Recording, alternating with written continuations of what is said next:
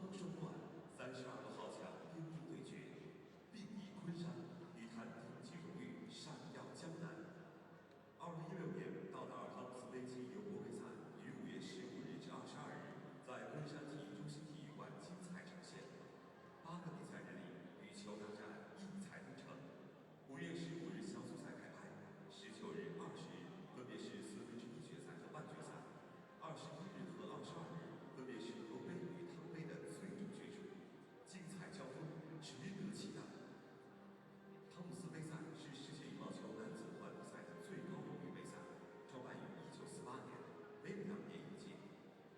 赛事杯赛、奖杯、汤姆斯杯由英国著名羽毛球运动员乔治·汤姆斯捐赠。在过去的28届汤姆斯杯比赛中，共有4支队伍曾获得冠军，其中印尼队13次，中国队9次，马来西亚队5次，日本队1次。油国杯赛是世界羽毛球女子团体赛的最高荣誉杯赛，创办于1956年，每2年一届。赛事奖杯油国杯由英国著名羽毛球运动员梅里尤伯捐赠。在过去的25届油国杯中，中国队13次获得冠军，日本队5次，印尼队和美国队各3次，韩国队1次。2016年道达尔汤姆斯杯暨油国杯赛由世界羽联授权，中国羽毛球协会、江苏省体育局、昆山市人民政府主办，昆山市体育局、昆山市体育中心发展有限公司承办。国际特约品牌道达尔给予本届杯赛大力支持。本届赛事落户昆山，是汤姆斯杯和油国杯由12支队伍过渡到16支后的首次比赛，必将羽毛球的激情和快乐带给这座城市热爱运动的人们，也将为这座城市的记忆写下最美好的故事。汤杯争锋，油杯经典，汤有双冠，并立昆山。一切悬念尽在5月15日至22日，昆山体育中心为你揭晓。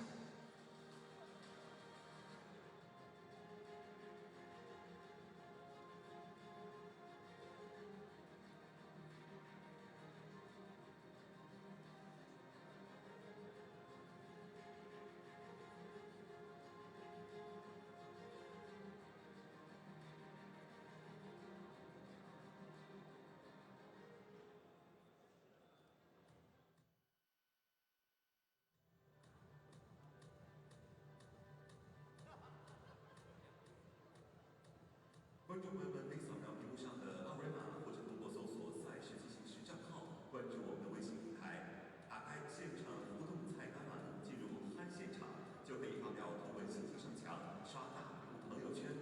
您再点击左下角的互动，就可以参加。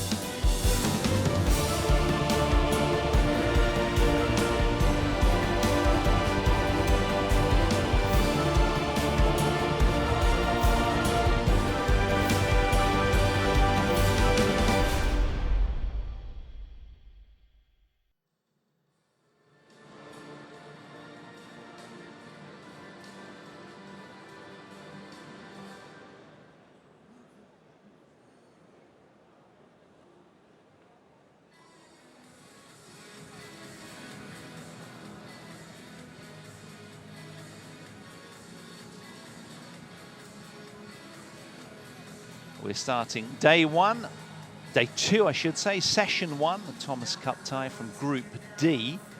The first 4 days are the tournament's group stages. 2 teams that will win through from their groups of 4 will advance to the quarterfinals. And it's just showing just that. Day 5 is where the quarterfinals commence towards the sharp end of the tournament. And the teams will be vying for the Thomas and Uber Cup, men's and ladies respectively.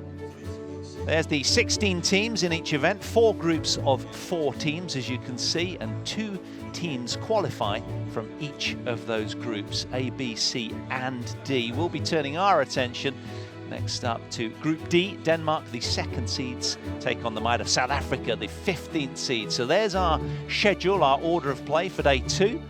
As I say, Denmark first up against South Africa. Denmark have been 8 times the runners-up in this event and always the bridesmaid in that regard. Can they become the bride? That's the question on everybody's lips. China, they're up last at 7 o'clock local time against France, who went down hard yesterday to Japan in Group D. So it'll be interesting to see if France can put up a fight against the top seeds in China. We had a good look at them beating Mexico yesterday, did China. 5-0 that victory. There's just confirmation of the national Danish team list. All the nominated players eligible to play. But I can tell you that from their squad, the players chosen for today's tie will be Viktor Axelsen, obviously the top-ranked player from Denmark and playing off his career high. He's backed up with Jorgensen and Hans-Kristian Vittinghus. This is the South African lineup. They have a pool of only 4 players, bless them. So that's a tough ask for the South Africans, who qualified from the African zone for their 5th showing at the Thomas Cup. They came in 9th and 12th in 2004, 2006 and 2012. So great to have them along, having qualified from the African zone. There's the scene, early doors on a Monday morning, 8:30 local time. And you can see most people are at work. But the players have been out practicing hard already. And for Denmark, of course, as well as South Africa, it's the hot favourites that will be opening up their Thomas Cup campaign as the current European team champions again. The European superpowers just really a force to be reckoned with. So there's our order of play, our lineup, if you will, for this opening tie of day 2. My name's Paul Hand. Great to have you along. Viktor Axelsen, the world number 4, playing off of his career high. He's up first, and he's taking on the might of Jacob Maliekal from South Africa. Jorgensen 2nd against Cameron Kutza. Hans-Kristian Vittinghus against Andries Malan. And then the doubles, and as you can see, the Danes very strong with the 6'7" Mads Kolding right down the bottom left of your picture there, partnering Conrad-Petersen as well. So the question on everybody's lips is, where are Denmark at the moment as the 2nd seeds? Have they brought enough to stop the might of the top seeds, China, perhaps, should they get to the finals? China, of course, have taken the title 5 from 6 outings recently over the years. Denmark 8 final showings, desperate to go one better. So we await our court officials and our players. With a 3rd court down from the left, court 1.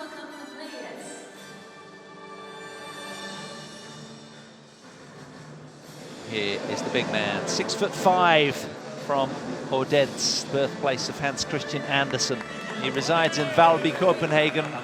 Currently, Viktor Axelsen, playing off his career high of 4th in the world.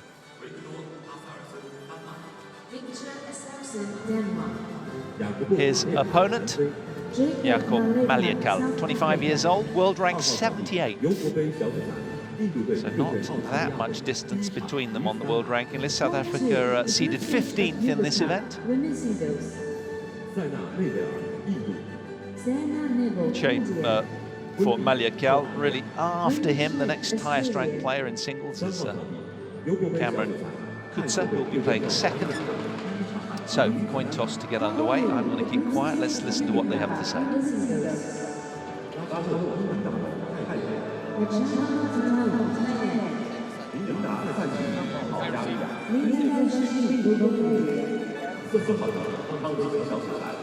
So, Jakob Maliekal then elected to choose the end to which he's taken, and Viktor Axelsen elected to receive. So it's going to be the South African to get us underway off his own serve. He's doing his warm-up. They've been practicing on an adjacent court, the South African team, just about 45 minutes or so ago. That was on court 3. They warmed up. Viktor, well, he was right where he was stood, practicing with Jorgensen, changing ends, just getting the feel for the hall. So important, of course, with those subtle drift conditions. So, the European champion, that sounds good to him. His first major senior title. And there's been big talk around it. He's come 4 times runner-up as the man from Odense, the young 22-year-old.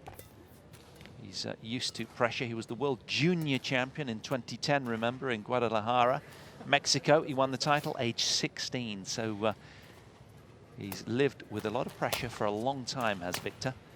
But he'll be proud to walk out here and lead his team from the front as the Danish #1. Just 1 spot above Jorgensen, who's world ranked 5th. There's Jakob Maliekal from South Africa. Well, a tough task ahead for this South African. There's the Indonesian umpire, Wayana. And the service judge, Christoph Oswald of Germany. So, Jakob Maliekal there on court, has been top 100 since October 2015. Playing off a career high at the moment. Plays with Cameron Kutza in doubles. Born in Mutata. Resides in Shenzhen, China, the 25-year-old at the top of your picture. Ladies and gentlemen, on my right, India, represented by China Development. And on my left... So we had a memorable 2011 and 2014, did Maliekal, winning the All-African Games, men's singles gold medal match. 4,000 points it gave him to boost his ranking. Denmark, represented by Axelsen. He's played Lee Chong-wei before, in 2012 Thomas Cup, so he's used to this big stage. Showing, here he is to get this match underway. Right. Ladies and gentlemen, on my right, Thailand, represented by Rajnak. On my left, Bulgaria. Good leave. Represented by Linda. Just spilt over the back line. One. Thailand prepared. Love hold. Play.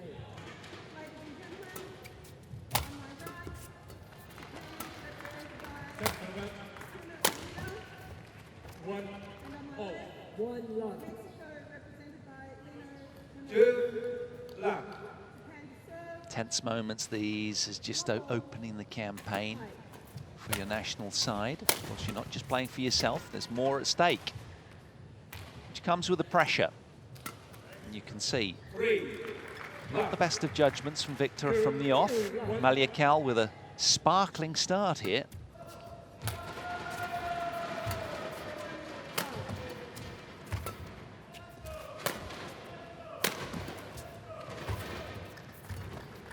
Service over. 1, 2.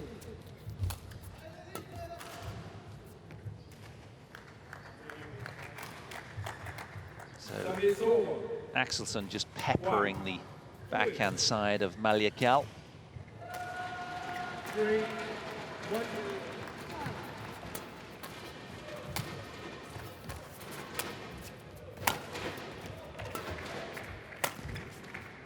Service over. 3, 1. 2, 3. Well, yesterday we brought you live coverage of China against Mexico in the Thomas Cup, and China with a statement of intent with that 5-love win over the Mexicans. Unblemished form throughout the tie.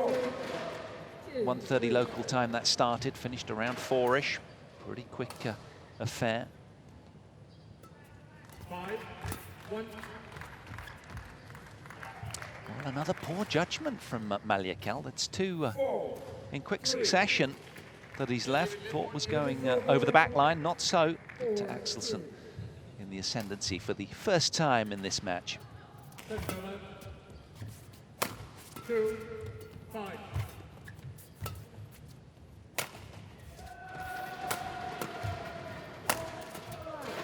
Good play from Maliekal there, just hammering the smash into the body of Viktor. And of course, that's the idyllic tactic, isn't it? To try and tie the big man up, 6'5", handcuff him so that he can't release that racket head. Easier said than done, though.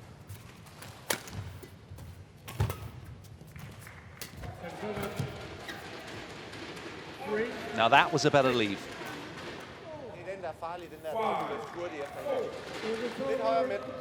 Very subtle drift yesterday from left to right as we look at there's Viktor there. Very much blowing on Viktor's back as we watch him play now, the drift. But of course that means that the shuttle will easily spill long from Viktor's end. 5-6. Well, there's no doubting his speed, agility, Maliekal. But that final smash just spilling wide. What a glimpse of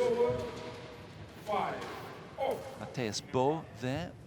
Of course, he's been a stalwart over the years, has Bo, with Carsten Jorgensen, former world #1s, and that's another story. But one in which is really pivotal within their endeavours this week, you'd imagine. It's all about doubles for the Danes. They've been historically so strong in that regard. But today they're bringing Kim Astrup and Anders Skaarup Rasmussen, and the two Mads, Conrad-Petersen and Pieler Kolding, 6'7". But the question on everybody's lips is, are they really going to miss Matthias Bo and Carsten Jorgensen?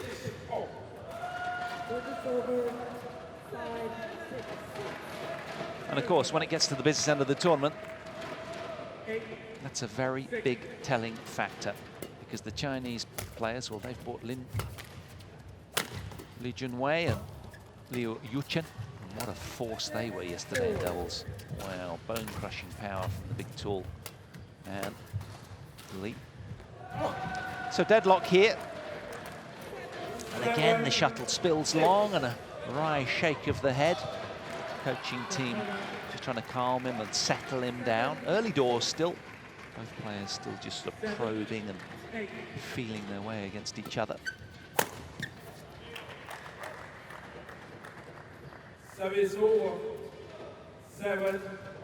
So Axelsen playing off his career high, indeed they both are, unable to break away from his canny Maliekal.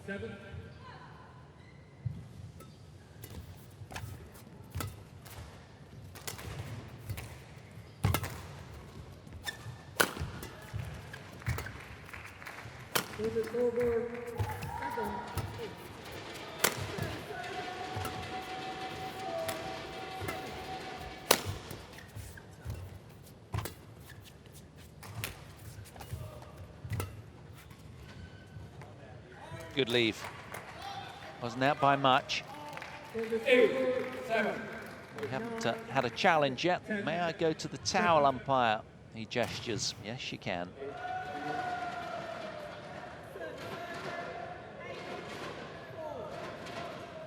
So, a very tight opening match here. Denmark against South Africa. Second against the 15th seeds.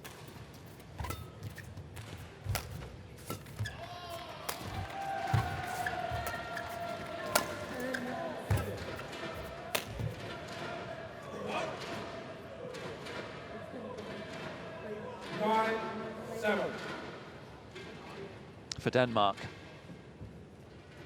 Finished second 8 times in Thomas Cup history. 3 singles players. All have been inside the top 10 at some stage. Jorgensen, well, we know he's been as high as second in the world. He's been out here practicing. There was a slight niggle about his thigh, unsure whether he was going to actually take to the courts, but he's here. He's playing off a ranking of 5th. And Hans-Kristian Vittinghus, former world number 8 back in February 2015. He's at 13th on the rankings at the moment. He's Hans-Kristian, lovely fellow, 30 years old now. Playing some good badminton. So 3 pedigree singles players as we head to the mid-game interval. Just a point away with Viktor Axelsen, just 2 points ahead here.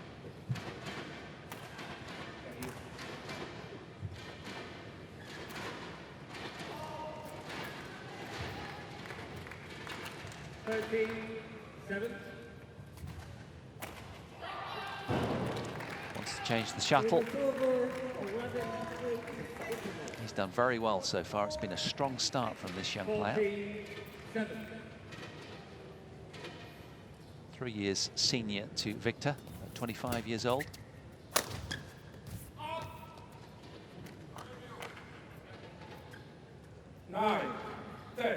But by Axelsen's lofty standards, he's spilled quite a few unforced errors at the moment. Still getting used to the situation out here.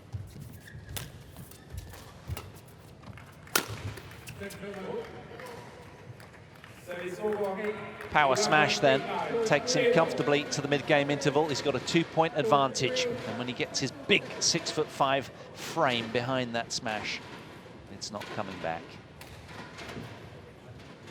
4 times a runner-up over the last 12 months or so. The Indian Open this year, he lost in the final. The Japan Open, lost to Lin Dan in the final there. Australian Open to Chen Long, having beaten Chen Long in the semi-finals of the Dubai World Superseries finals. He lost to Kenta Mamota. Plays a fast drop here, so just wait for it.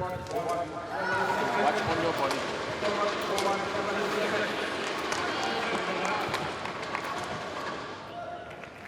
Maliekal acquitting himself well. He has a ritual that he takes a long shower before every match he plays. Just helps relax him. These players are very super ritualistic. And again, it's a go-to under pressure. That's what it's all about. Doing all the things that make you feel comfortable on the match court. A lot of quirky, idiosyncratic behaviors we see. But it's all to settle the players.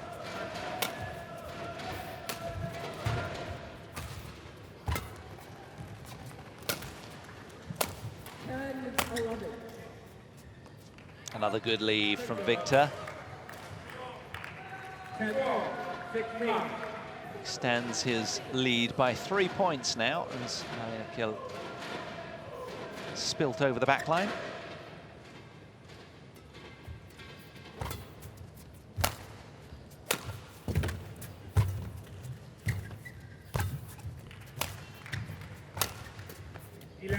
Well, you have to credit his defense. He's a good athlete. There's Jakob.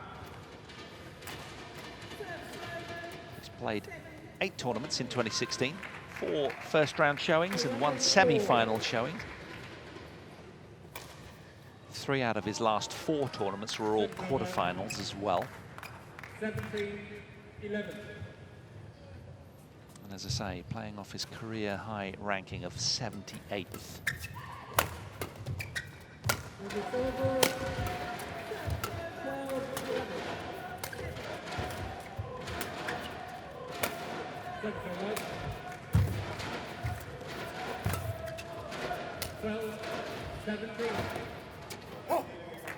No head-to-head showing between these two.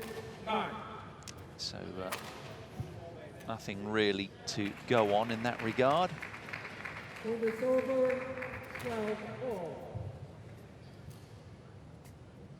5-point advantage for the big man. 13-17.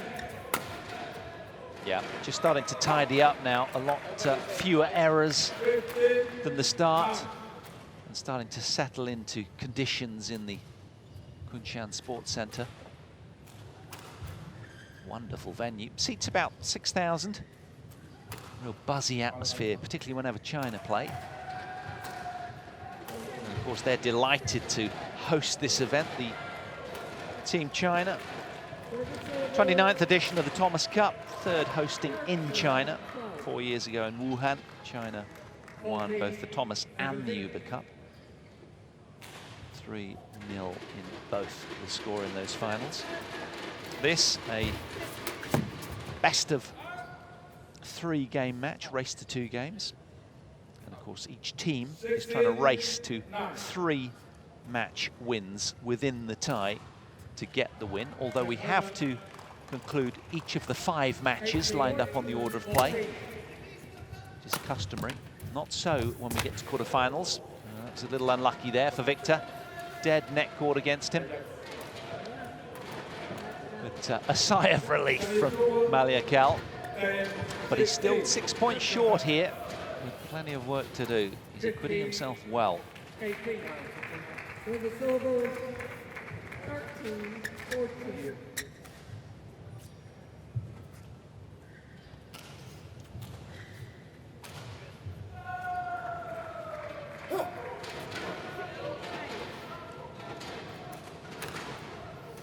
So for Axelsen, winning the European Championships, beating Jorgensen, his compatriot in the finals, is that the catalyst he needs to kick on to a Super Series title? Never won one before, remember? Leading his country out, that'll help his confidence. He speaks pretty fluent Mandarin, actually. Wanted to embrace the culture, and he's a sponsor's delight, Viktor. A really warm personality, very polite. Only weakness is he's an Arsenal fan, same as Jill Clark.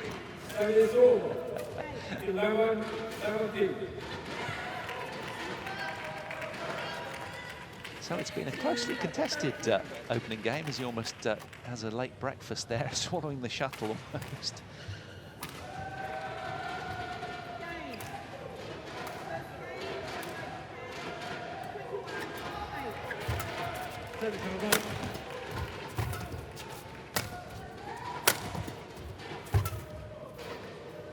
Terrific accuracy, speed, agility from the big man.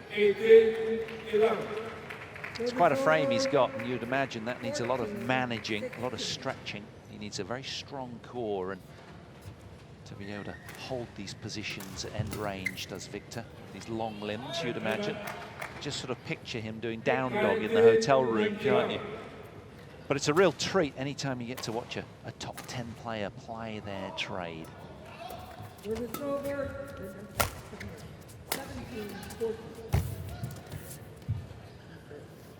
Too greedy with the straight net shot there.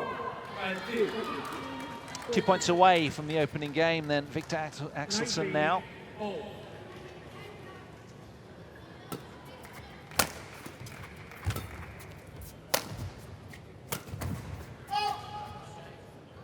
Still a little wayward. By his lofty standards, that one missed by a country mile. So Maliekal desperate to detain the world number 4 in this opening game. Keep him on court a little longer. But the precision of Axelsen starting to tell. 7 game point opportunities here.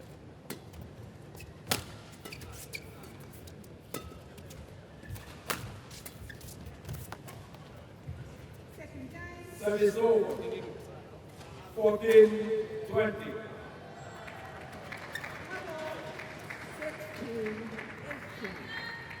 So 1 saved.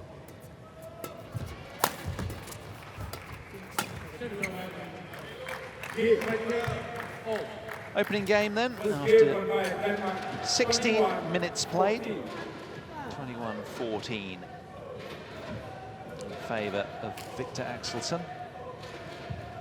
So decent run of 6 straight points in that game for Viktor, and also another run of couple of runs of 4 points as well. So really starting to get to grips with Jakob Maliekal. Så fokus på ned i din forhold. Jeg tror, der kommer mere den vej ned nu. Så det hurtigt aflevering. Måske slå en lille smule forbi, så vi får en lille smule lidt fra, så vi kommer lidt hurtigere frem. De får lidt mere timing. Ja, det er godt. Det er første runde. Ja, nemlig. Men du kan også se, at med det samme, det ikke 100% på, så er det, der er med og med, det vil sige, at der er en lidt tungere bold, så er det lidt sværere at få det rigtig flow.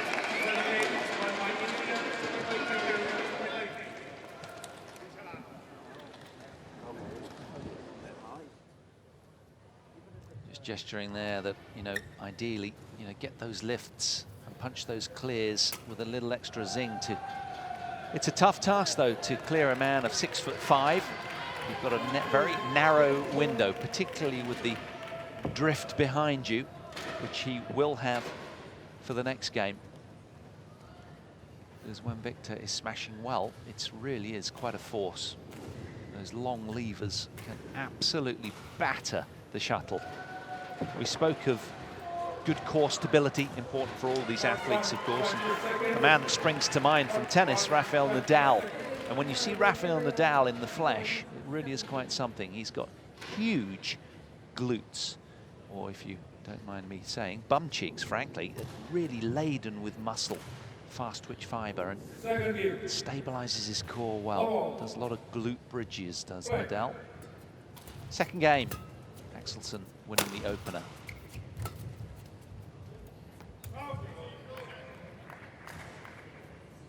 One love.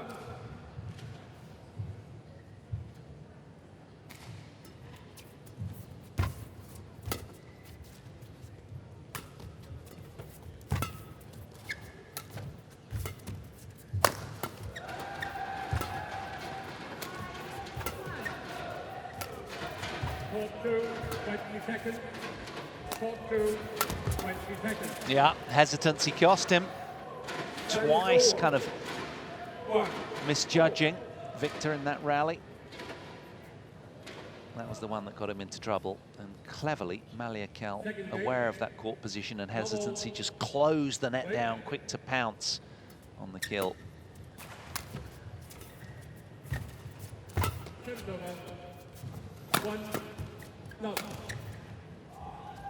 Now that was a better judgment. Very few challenges in this match so far. This man pretty good all round though.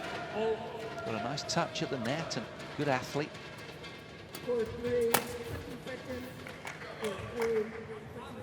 There's the thunderous power from those big long levers. When this man's on form, he can just wrench the match from your hands, leaving you absolutely powerless and just go on these big runs of multiple points. Such a powerful athlete. A little unlucky there for Maliekal. Axelsen extends his lead with some sublime touch.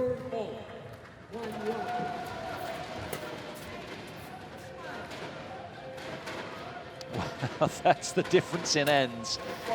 Having been the other end, that would have definitely gone long over the back line, but poor judgment there with the drift on his back from Maliekal. And he's yet to settle this second game from this end. 4-2. 3 left.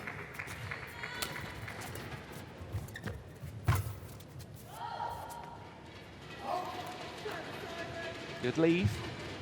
To the delight of the coach who follows him around assiduously, visually just tracking his every move.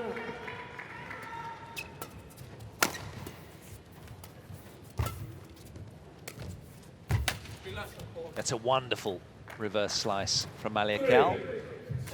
Shuttle just dropping like a stone on Viktor there.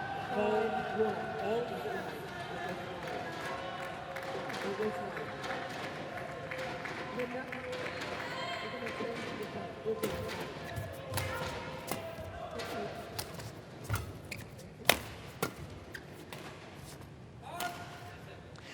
it really is a tough dynamic for the South Africans. They're only a 4-man squad, and that, over the course of the week, is going to end up quite grueling, you'd imagine.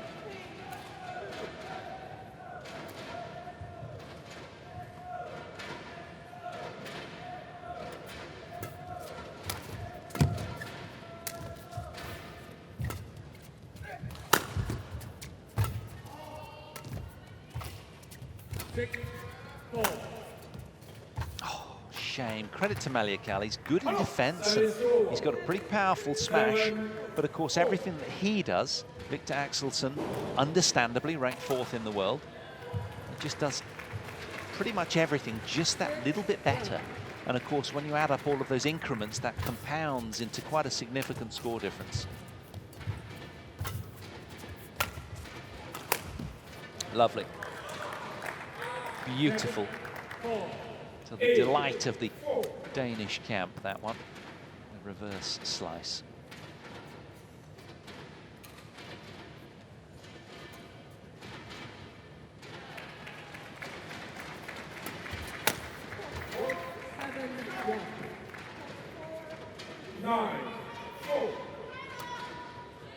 Such a joyous memory, winning the European Championships for Axelsen. First major senior title, beat Marcus Wiebler, the 3rd seed in the semi-finals, and Pablo Abian, the 7th seed, as well in that tournament. And in the final, his compatriot, Janno Jorgensen, who was top seed.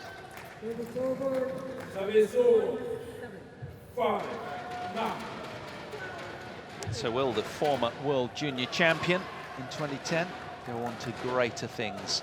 It's been long awaited. He's been now confirmed as the Danish #1. But the touch from Maliekal there, wonderful. He's got skills, but that one spills wide. 9, 10, 5.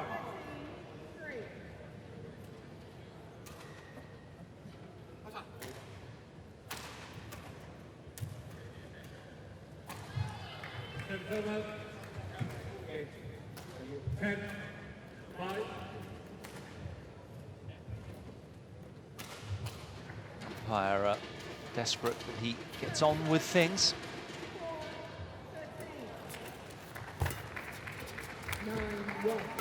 11, 5. Wonderful. Good athlete. Brings a lot to the court. Tough competitor. You can see how he has a place inside the top 80 with his ranking. 10-1.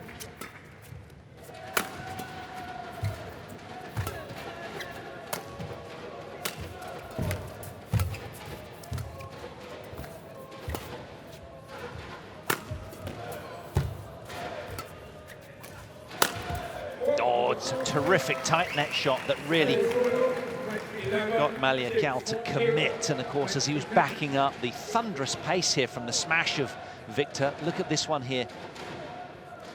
There, that's where the damage is done. Just right at the sort of left shoulder.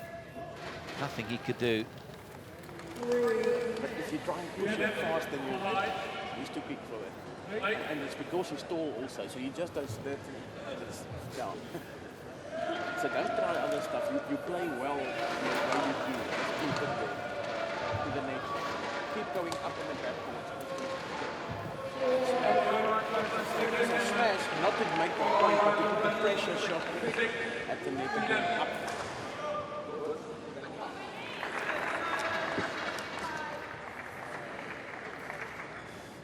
So the flat, hard drive, said the coach, really not affecting Viktor. He's good at that.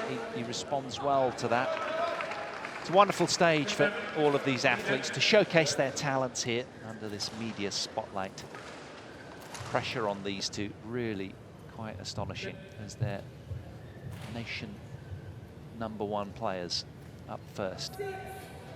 Both desperate to get their countries that one love advantage in the tie.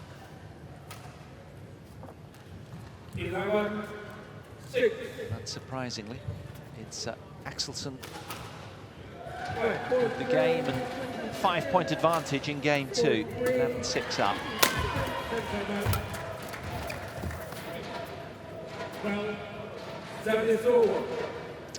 Lady Luck favouring Jakob.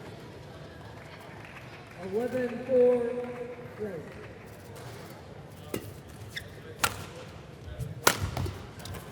Again, the pace of that just quite overwhelming. Despite the terrific perception skills of Maliekal, unable to control that buckling power from Viktor Axelsen on the smash.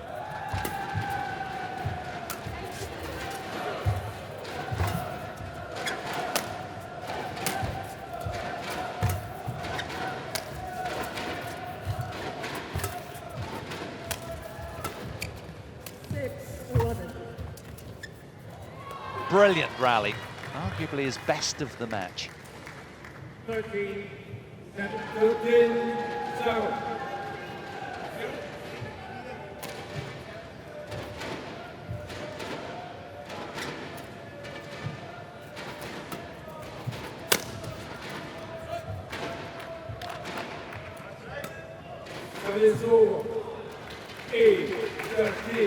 Well, Axelsen has created sort of plenty of room for manoeuvre. He can be a little bit more free swinging, and in contrast, Maliekal really up against it here.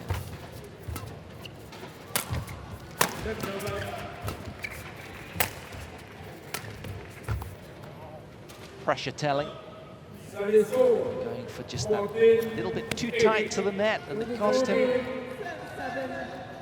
It's so hard, such a thankless task when you're up against the world number 4, frankly.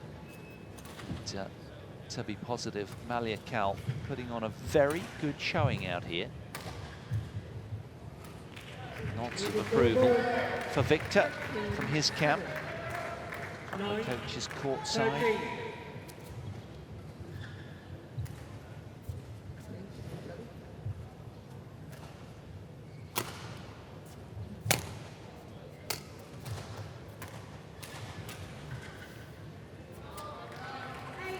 Ten, 13.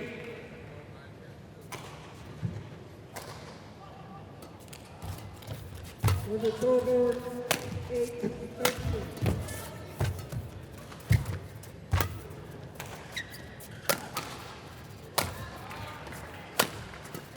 11-13.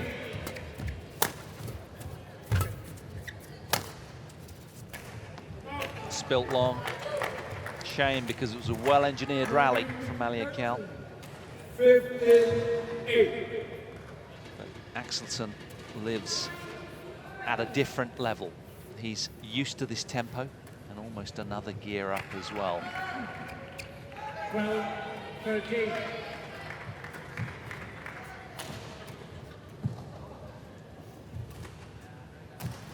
Players all vying for a berth in the quarterfinals. Well, the radar really off with that serve. Long way out, the flick serve. Guess he's just being creative, looking to hone other aspects of his game. Because sterner tests await in this competition, that's for sure. 10-15.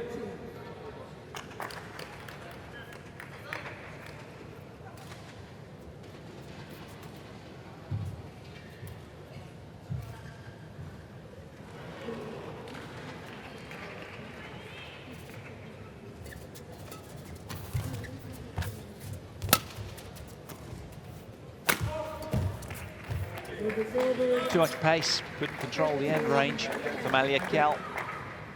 There's a sense of inevitability about this one now, really. South Africa's highest ranked player, Jakob Maliekal, in a lot of trouble out here now. He's got it all to do. The mountain's gradient suddenly got a lot steeper. rightly, he's taking his time. He wants to savour these moments against the world number 4 and detain him as long as he can. Can he surpass that score in the opening game of 14 points against Viktor? We're almost even. Well, not if Axelsen continues getting luck like this. Look at that. Dead net cord. Despondent look from Jakob as a consequence.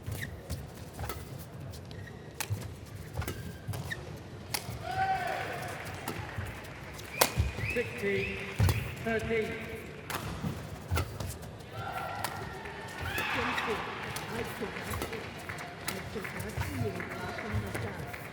Service over. 16-12. Linda.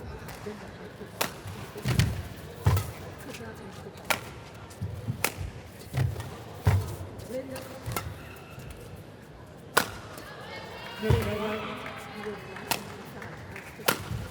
Oh, the precision from the world number 4, quite astonishing there. We have this player all over the 4 corners of the court there with such accuracy. Look at this. Legs starting to fatigue from Maliekal, and in the end, that final smash just really telling. That is a lung-busting rally. Both players allowed a towel down after that rally. Maliekal, hasn't he played well out here on court 1 today? Given very little away, but Axelsen with just that little bit more.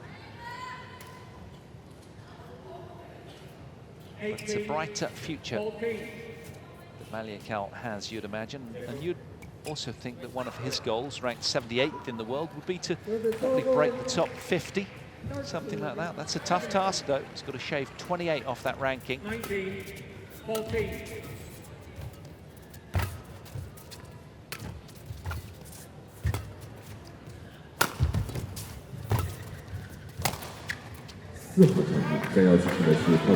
Overpresses with the backhand. Shuttle spills long over the back line. And Axelsen set sail for home. 2 points away from a W then. The run of 4 straight points.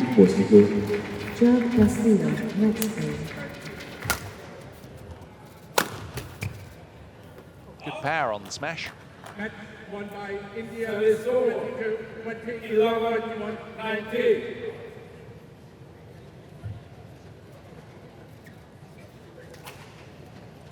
Service over. 14-19.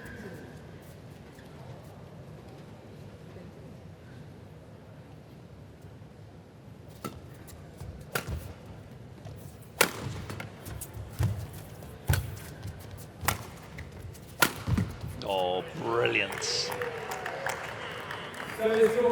Very good second game showing from the world number 4.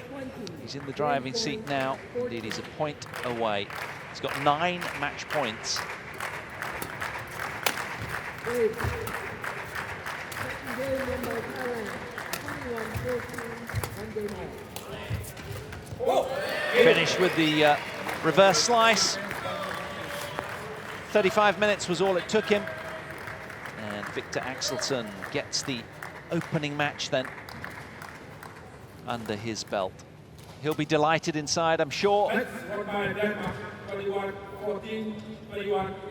Comfortable passage then for Viktor Axelsen.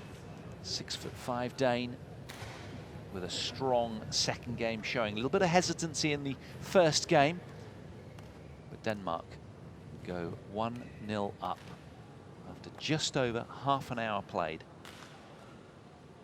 Don't go anywhere. We'll be bringing you Jan Jorgensen against Cameron Kutza. That'll be our second men's singles.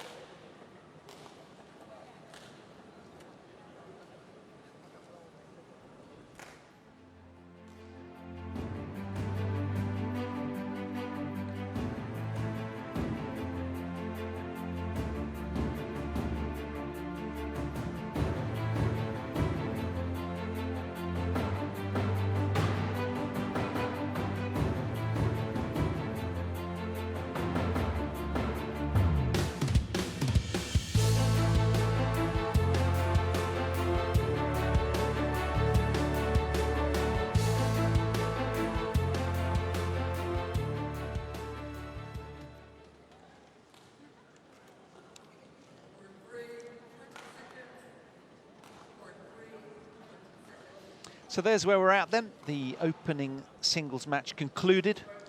Viktor Axelsen beating Jakob Maliekal, the South African #1, 21-14, 21-11. And next on duty, Jano Jorgensen, 6'1". He looks dwarfed by the taller Axelsen when they practiced together this morning. But Axelsen very broad-shouldered as well. He's got a lot to carry around, but isn't he nimble and agile with that big frame? Following that, we've got Hans-Kristian Vittinghus against Andries Malan, and then the doubles. And that's where we really need to look very, very closely, because Denmark in the past have been very, very strong, of course, with their former world #1 pairing. But let's see what Astrup and Rasmussen can bring.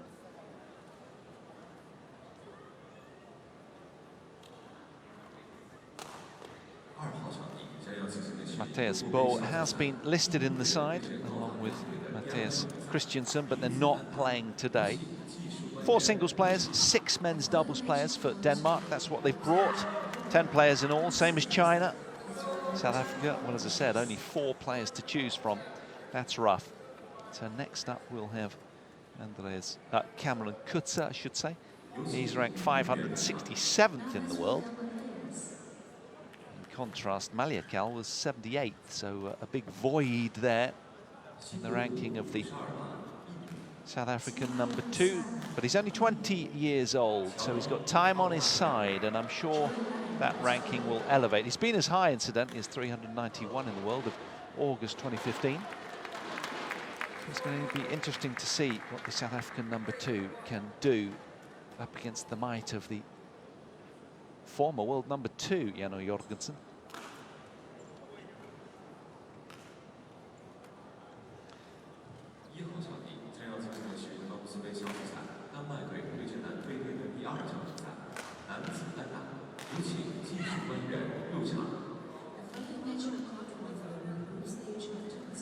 So we await our players.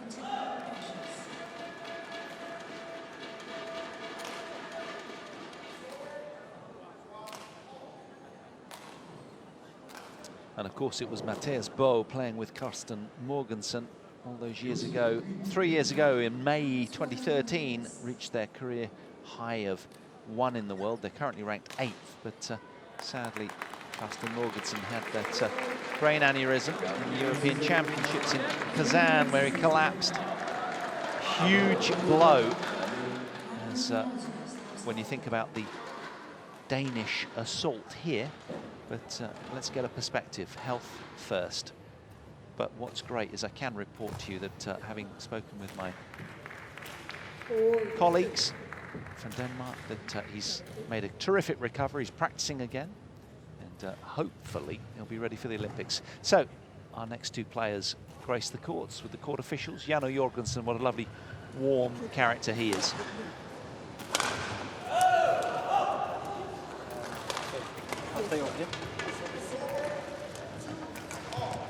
I didn't really manage to catch that, but there's our first glimpse of Cameron Kutza. He was out here earlier practicing on court 3. Big moment for this young man, only 20 years old. Won the African Continental Team Championships. But he's up against it today. Jano Jorgensen, a man of real stature.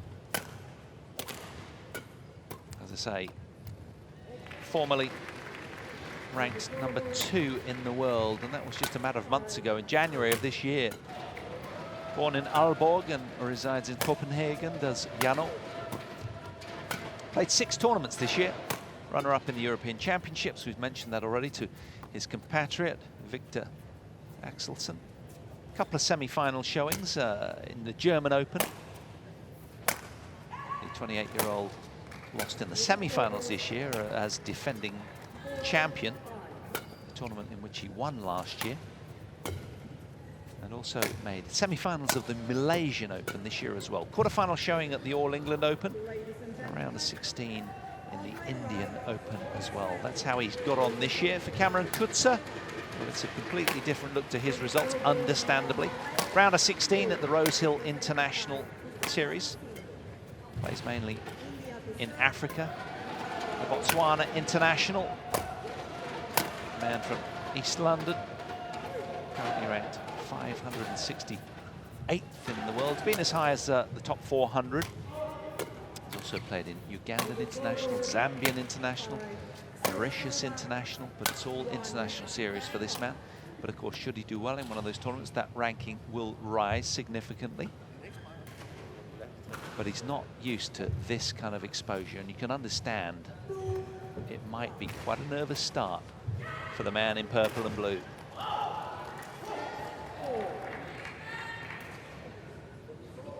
Eight years separate them.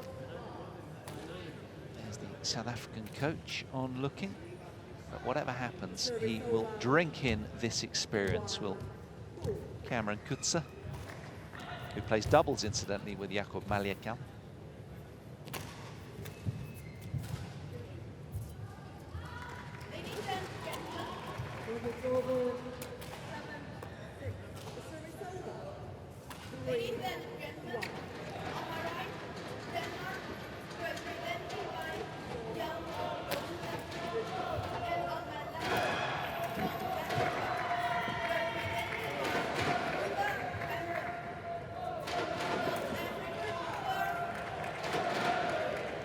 So Cameron Kutza to get us underway then in this second men's match. Thomas Cup Group D.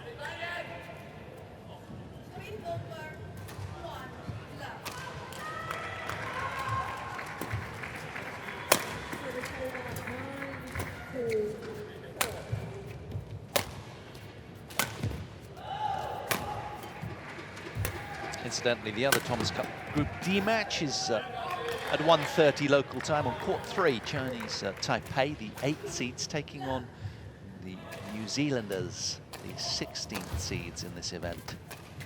It's down on court 3, 1:30. Following this match on court 1, we've got the Uber Cup Indonesia against Hong Kong, 1:30, and then another Thomas Cup Group A match, China against France. Who were hammered yesterday 5-0 by Team Japan. China beat Team Mexico by exactly the same score. So it's a lopsided group. China and Japan mercilessly. Two heavyweights in the same group. So no shortage of entertainment in Group A.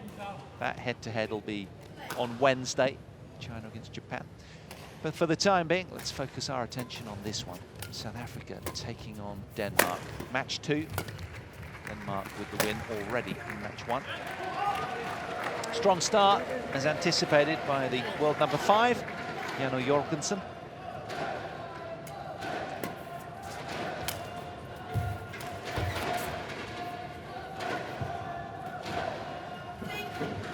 Well, yeah, sympathies go out to Cameron Kutza. It's all about getting a point on the scoreboard. These are very nervous times. It's a very big arena here.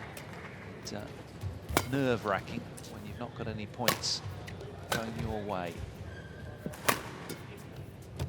There's his first. That'll delight him inside. He can settle a little now.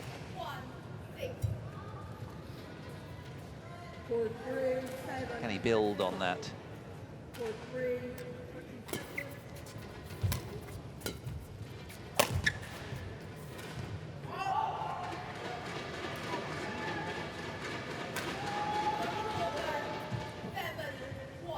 Well, there were concerns, slight concerns about perhaps a thigh issue of Jorgensen, but unsure if he'll be fully fit, but he's out here playing, so hopefully he's 100%.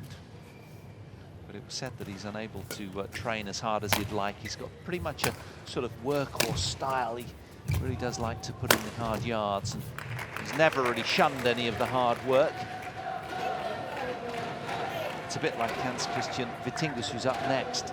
He's same sort of work ethic as well, but he's had to really change his assault on the game, having had a niggling heel injury through the majority of 2015. An injection at the end of it. Focuses more on tactics and technique now as a consequence. Wry smile over the coaches then, in red and white, as their charge is very much in the ascendancy, as we anticipated here, with that gulf in ranking between these two players.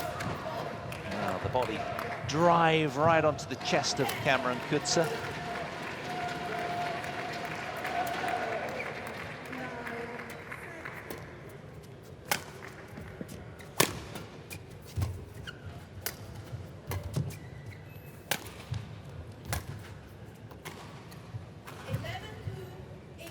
Janne Jorgensen comfortable to the mid-game interval then, just only conceding 2 points.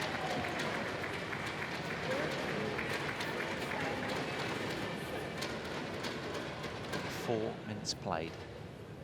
Wouldn't it be great to see Cameron Kutza really step up here and produce some brilliance, but of course he's under immense pressure. Men egentlig bare ligge og følge den der gode ro, og jeg kan godt spille alle hjørner, fordi det er også en hold for dig. Det har jeg godt sgu. Det er fint.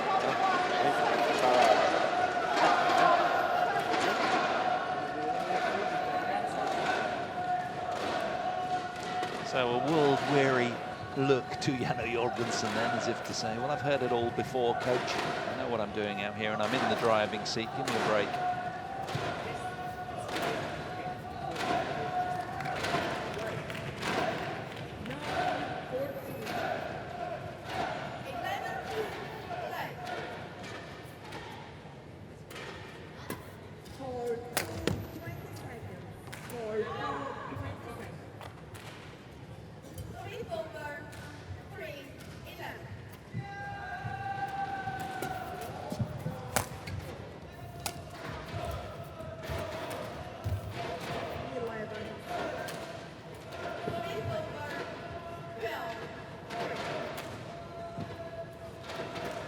Things going swimmingly for Janne Jorgensen.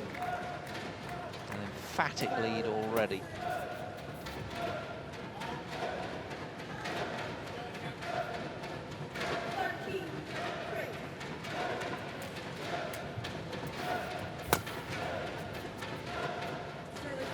Good leave.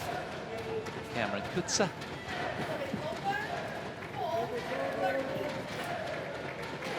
Sense of occasion quite overwhelming against a man of such stature, you would imagine. Thunderous from Janne Jorgensen, but it just spilt wide. So 2 consecutive points then for Cam Kutza.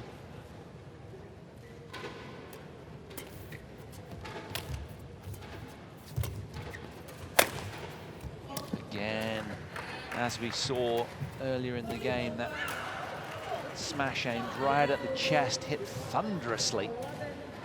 Kutza unable to get out of the way of that one.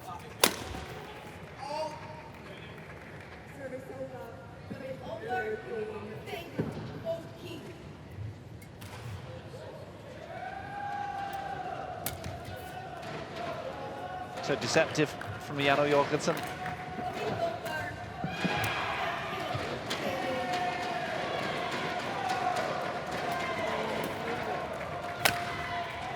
Well, it's a Monday morning, and you'd imagine that most people are at work, but a few people in the venue enjoying the badminton bonanza on offer here. Bringing you continuous coverage all week from the Thomas and Uber Cups. Wonderful event.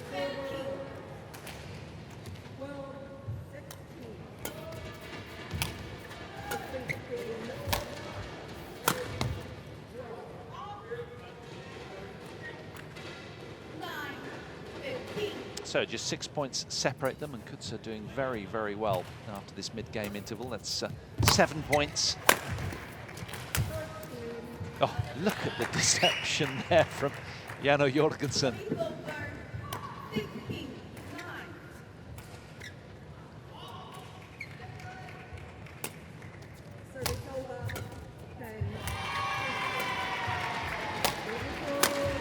Thunderous. Deadly accurate with pace as well. Good steep angle on that one.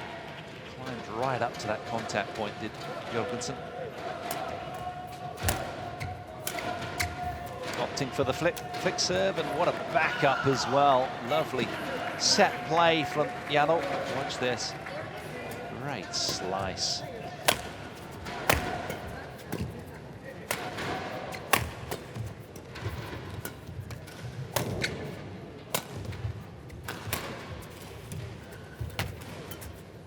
Brilliant, absolutely brilliant from Jano Jorgensen. And you can see the gulf in ranking really quite evident. So 2 points away from the opening game now. World number 5.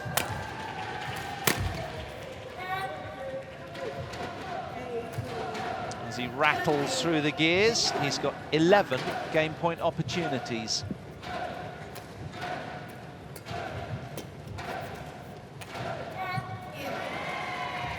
So a mouth-watering opening game then for Jano Jorgensen. He's had time on the shuttle, and with that, used it well. 21-9, after just 9 minutes played.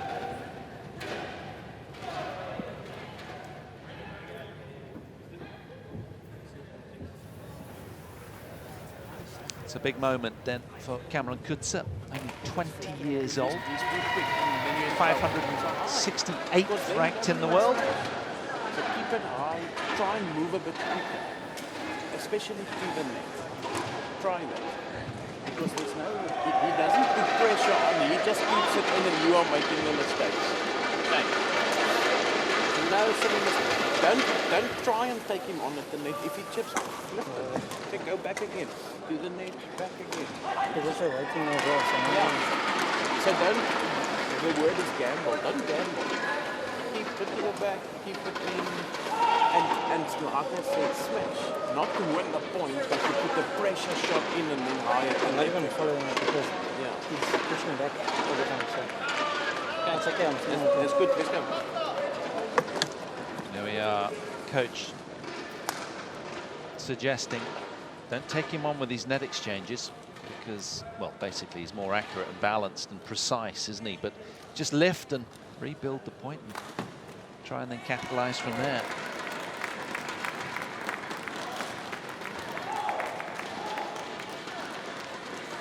Trouble is when he lifts, if it's not precise, Jano Jorgensen's so powerful overhead. So Cameron Kutza ready to resume. Jano Jorgensen seeks a new shuttle. And we will recommence with game 2 in match 2. Opening tie on day 2. All the twos.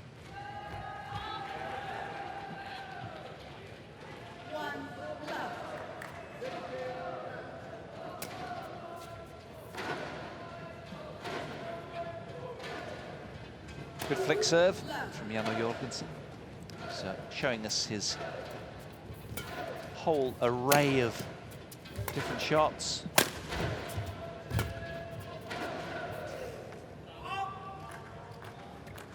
Good defense from Kutza there.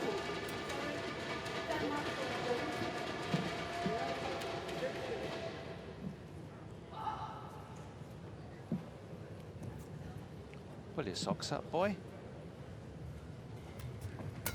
There was something quite demeaning about that, wasn't it? But he felt like he was back at school. For 20 seconds. For 20 seconds.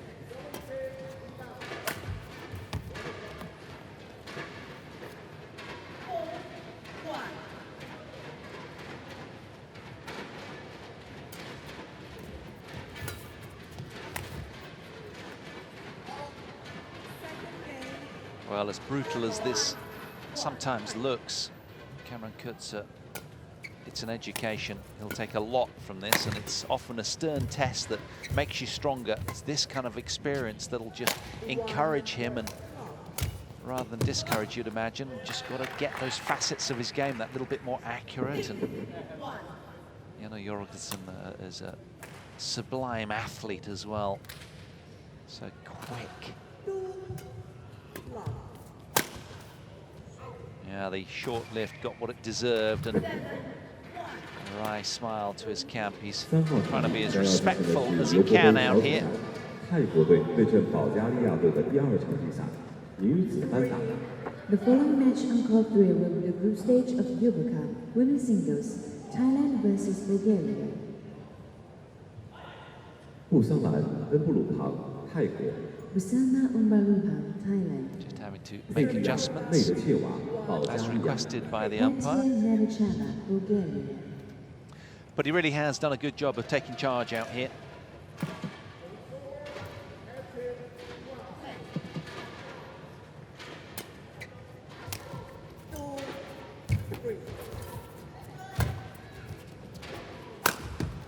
Doesn't he take that shuttle so early and rushes his opponent in another well-worked rally.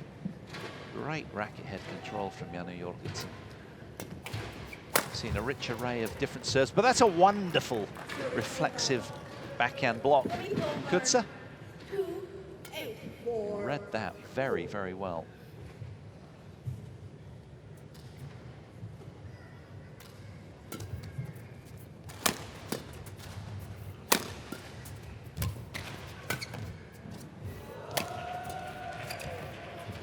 Wow, the underdog right up against it now as Jorgensen is freewheeling. 7 points between them in the second game. I do hope that Cameron Kutza kind of enjoys himself out there. And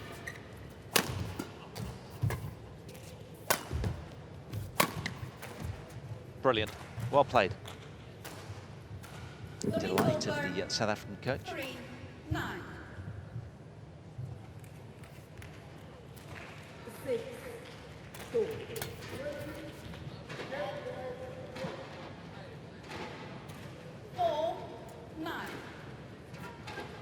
He's attempting to build as much as he can here on this score. 7, 2.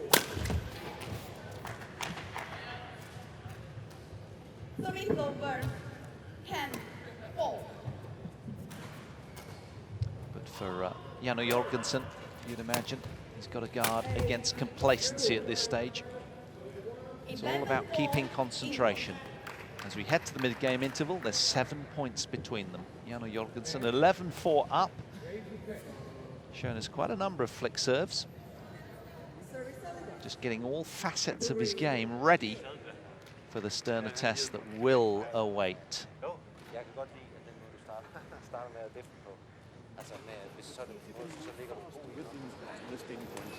Keep it in, move behind it, up, smash a bit. Okay. Next, but you're not tired enough. No, I'm not. So let's go. Just hitting out all the time. So the coach just suggesting that all of these mistakes that you're spilling are really costing you. You've got to keep the shuttle in. You're not tired enough. Come on, work harder out there. Keep the shuttle in play. Other nations in this group, Group D, Chinese Taipei, 8 seeds. New Zealand, they meet third today on court 3. Malan, represented by Pieler. Thailand third. Unable to execute the coach's request of keeping the shuttle in the court, but that's good play. Good rally from Kutza here.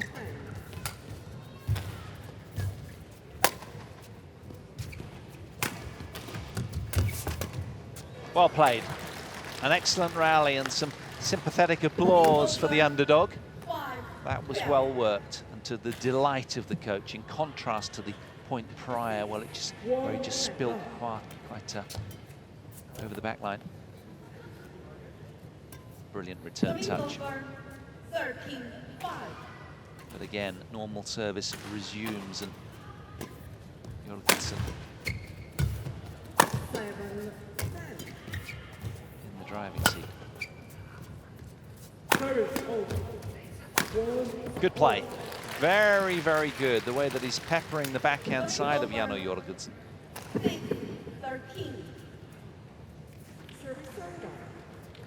11-7 interval.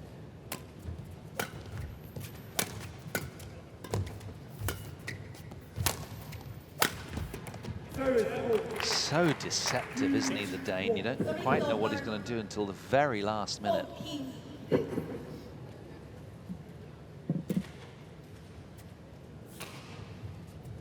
Is it going to be enough, though, against the might of Chinese number 2 player Lin Dan, possibly? Who knows?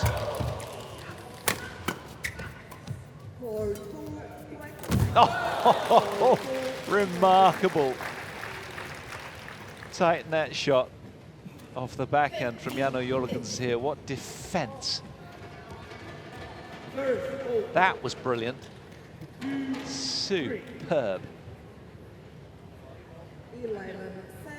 Well, credit to Cameron Kutza. He's leaving it all out there now. He's determined to get more points on the board and really contest this second game. Managed to get 9 off Jano Jorgensen opening game, and he's on 6 at the moment. That one spills long. This man, the near end, will be delighted.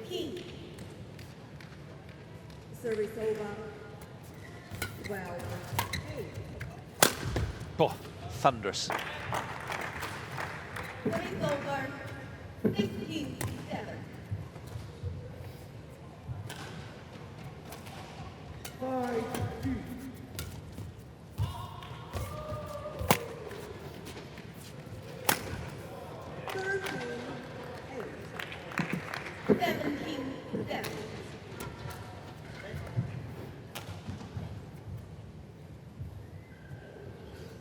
So, in complete control of this one, as anticipated.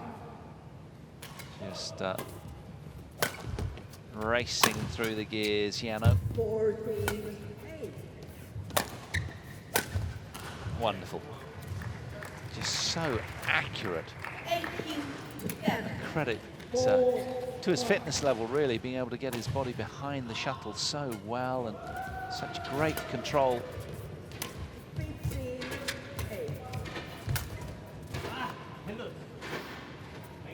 Good point from Cameron Kutza there. Well engineered.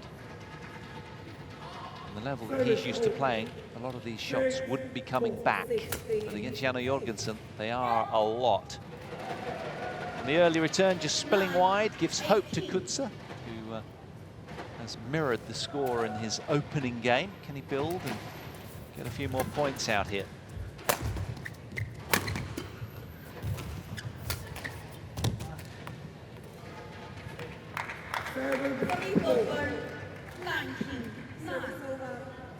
Two points away from getting the 2-love match score.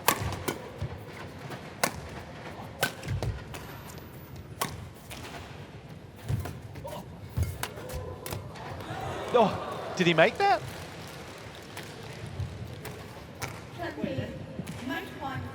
Did as well. Look at this. Watch this from Jano Jorgensen. Amazing right there. And a wry smile comes over Cameron Kutza. Jano Jorgensen delighted with that one as well. 11 match point opportunities.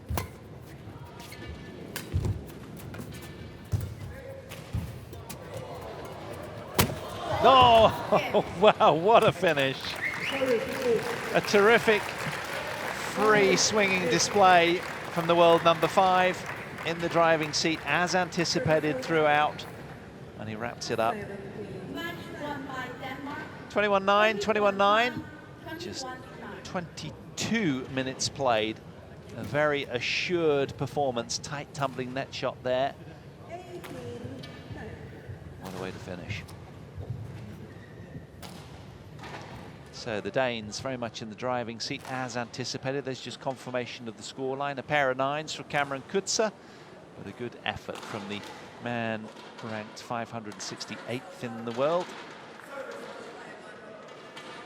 He'll be wriggling around in his bed tonight, I'm sure, just thinking what might have been, but he had his opportunity and played as well as he could on the day. So the young 20-year-old scuttles off with his tail between his legs. South Africa 2-0 down to Denmark, the second seeds, in a commanding position in this match already, in this tie, I should say.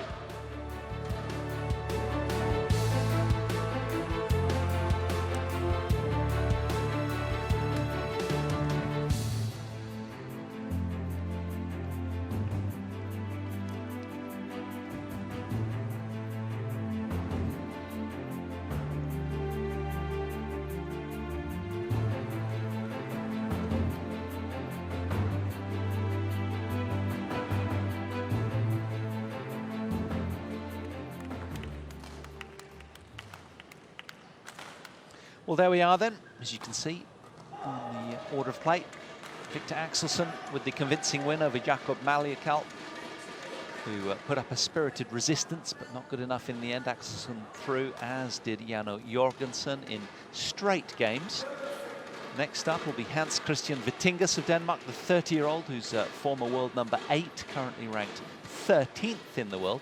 He's up against Andries Malan of South Africa. Malan just 21 years old, born in Belleville. Started his badminton career 2002 in Cape Town.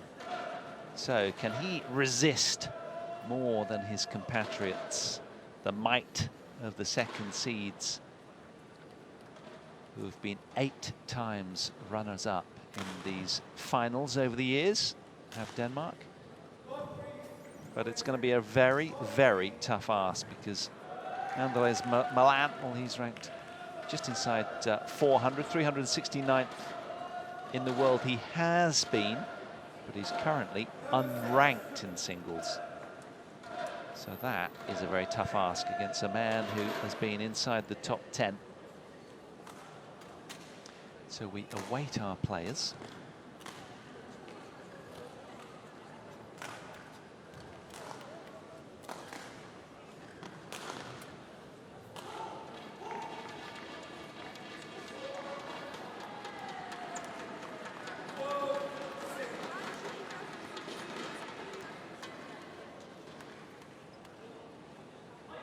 Can bring you news in the other Thomas Cup match that Japan are 1 love up over Mexico, and they're in their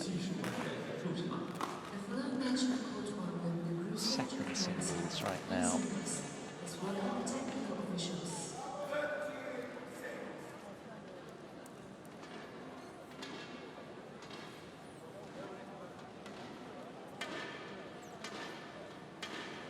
Court 3 is playing host to Thailand against Bulgaria, Uber Cup. Thailand 1 love up in that one.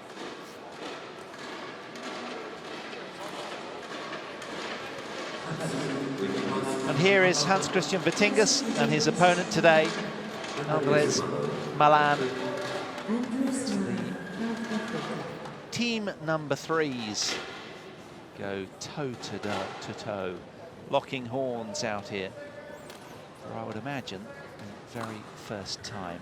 I need to check that. Let's see if there's any head-to-head showing between these two.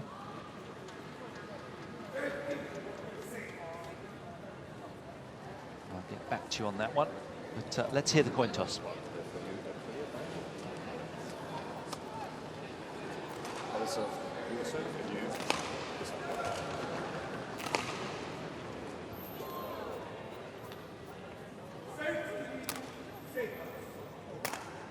Well, no head-to-head showing between these two. Hans-Kristian Vittinghus, ranked 13th in the world, hails from Frederikshavn, resides now in Valby, Copenhagen. And one of his most memorable results was back in 2014 when he made the final of Destination Dubai Super Series finals. Just confirmation that he's up against the South African number 3, Andries Malan. So dearly love to win an Olympic gold, he suggested, starting out in his career, or winning the All England Open. Well, a tournament that this year, having come back, having had quite a layoff, having had an injection in his heel just after winning the Scottish Open in 2015 at the back end of December there, he had an injection to sort his heel out, and he had a long layoff after that, but came back and made the semi-finals of the All England Open, did Hans-Kristian Vittinghus, so that was a really good run of form there. But he's Europe's Mr. Entertainment. He loves to dive around the court, and he's struggled over the years to sort of break into that Super Series level of consistency. Ended 2015 on a high with that win in Glasgow, the Scottish Open Grand Prix. His opponent, current national men's doubles champion, is Andries Malan. It's just a confirmation of our German umpire. And our service judge from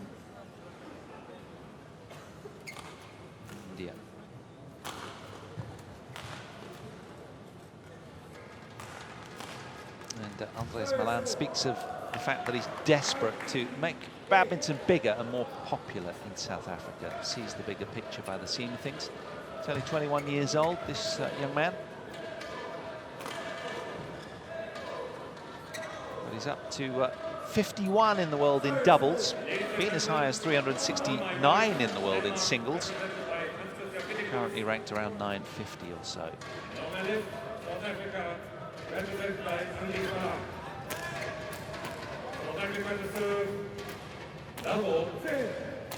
So Andries Malan from South Africa to get us underway in the battle of the number threes. Denmark against South Africa.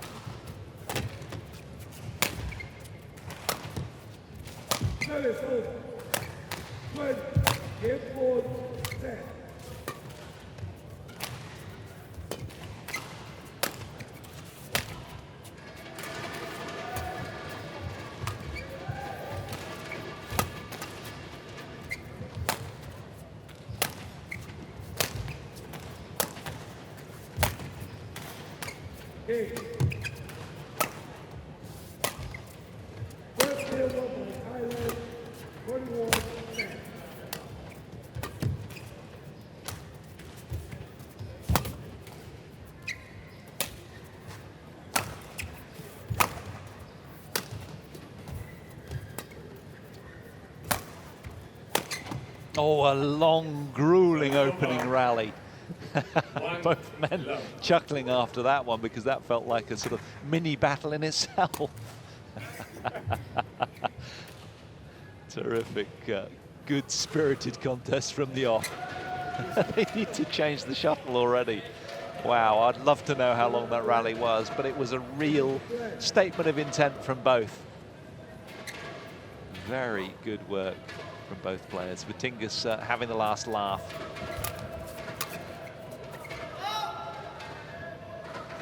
Too low. Can you imagine that finish to that point? Just a little bit of a get out for Malan after the lung-busting previous point. 3 low.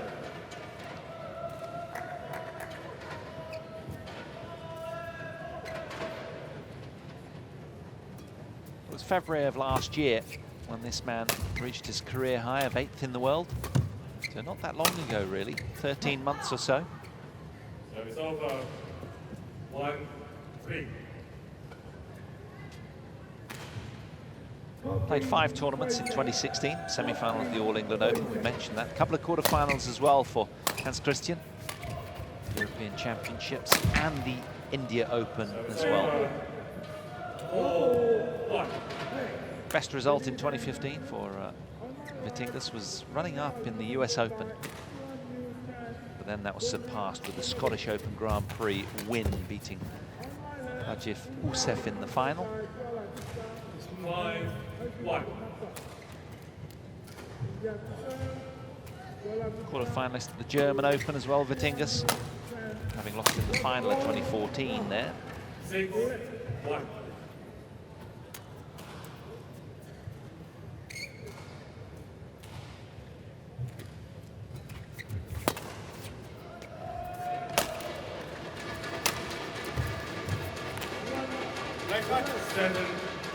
Well, after that spirited opening point, I thought we were really in for a tight contest, but unable to sustain that high-octane badminton, frankly, Andries Malan. That said, that was a wonderful smash. Pierced the line.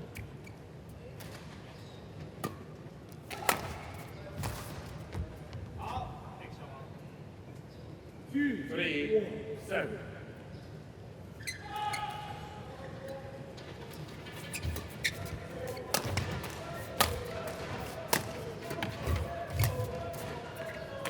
Well, unable to get 3 in a row, but a spirited run of a couple of points for Andries Malan there.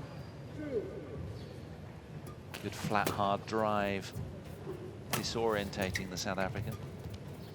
3-1. Power smash, buckling the backhand of Malan. 9-3.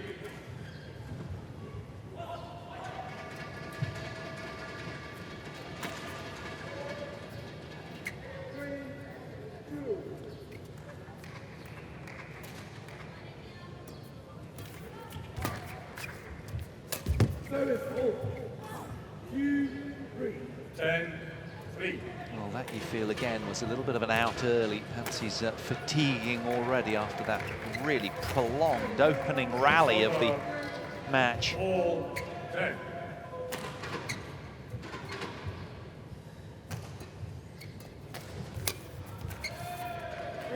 And again, he spills wide with the backhand, so it's Vittinghus, unsurprisingly, with a 7-point advantage as we head to the mid-game interval. 11 points to 4, he leads.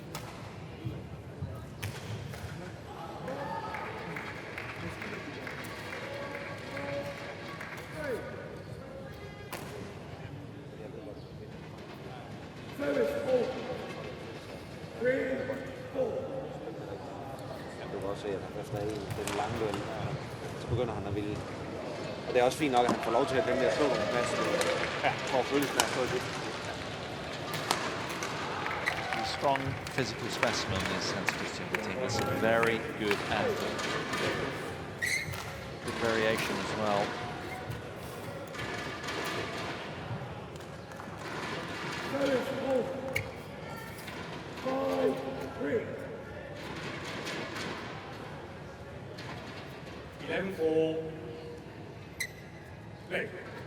But this one unfolding according to the world rankings, very much in favour of HKV, if you will. So it's over. 5-11.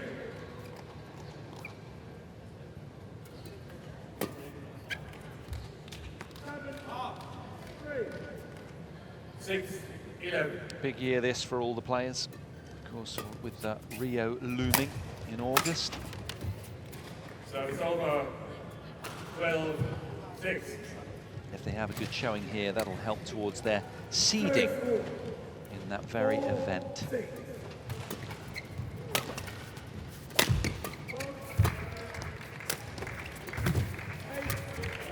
Oh, brilliant. Kind of like a back behind, but actually right through the body, in fact, from Vittinghus there, cleverly.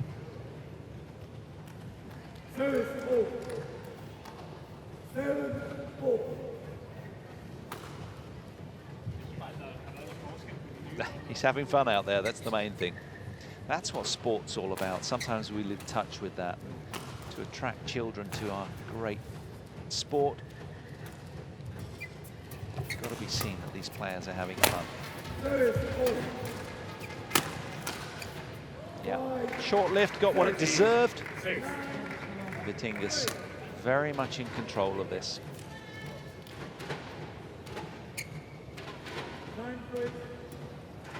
Qualifying period, of course, for the Olympics ended a few weeks ago with the conclusion of the Asian Badminton Championships.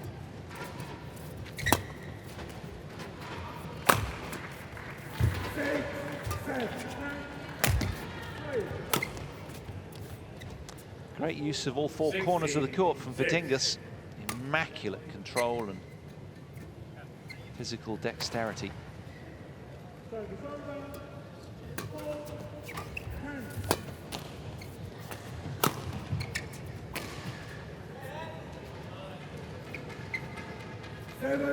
Makes you wonder what Malan has to do here to just get points, opting for the challenge. It was close, it's probably right to challenge, particularly at that stage in the scoreline.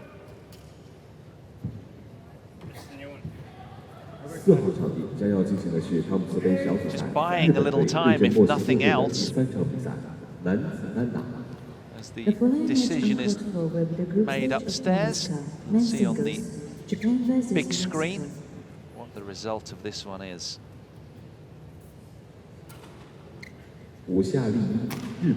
That was a poor challenge because it did indeed just clip the edge of the line.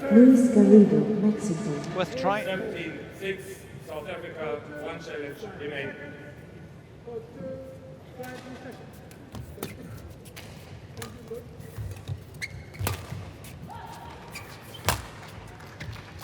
Nine, 18-6. 11-4. Left.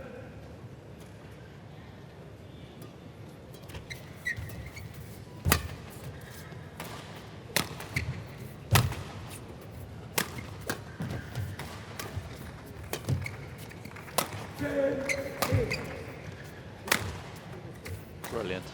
Just so 19, accurate. 6. Testament to that high level of fitness and physicality that this man brings. I do love it when he dives around the court a little bit, but he's not needed that so far today.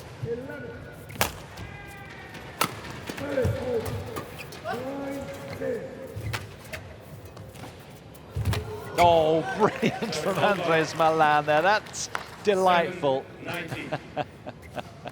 He's having fun out there, and that is what's known as toying with your opponent.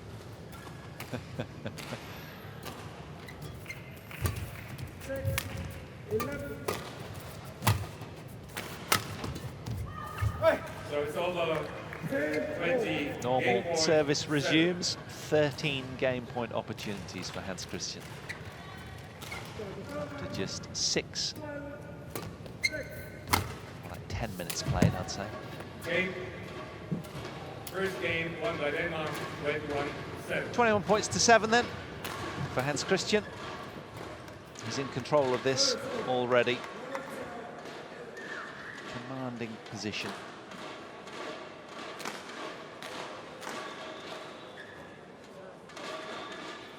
Two-minute breather for them both. It was a 10-minute game. And, Hans-Kristian Vittinghus running away as anticipated, but we are going to be treated to a couple of good doubles, one would imagine. The Danes again very strong, but I for one am very keen to see how they go in the doubles. So you fit the rock for the move if it's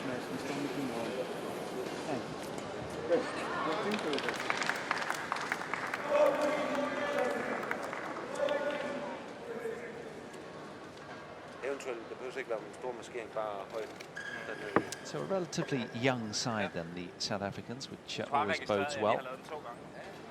Cameron Kutza just 20 years old, and this man, Andries Malan, 21 years old. Maliekal, the opening singles player, well, he was 25. Japan, presented by on my left, Mexico, presented by Luis Ramon Garrido. And the man coming in for the doubles, Viljoen, is 21 years old. So a lot of young 20-somethings in their team, which is encouraging, but they do need more players, no doubt about it. It's tough to come here with just 4 players, because if you are to do well and really go deep, it's just too much of a strain physically. Hans-Kristian Vittinghus, a game to the good. Level. Hey.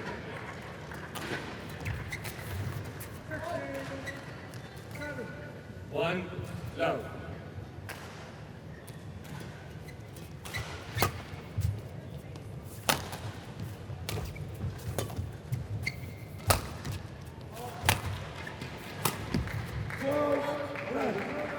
So it's over. 1-all. Now, can Andries Malan ask some other questions of Vittinghus? So it's over. 2-1. Again, it's a pretty thankless task against this strong Danish European powerhouse side. 3-1.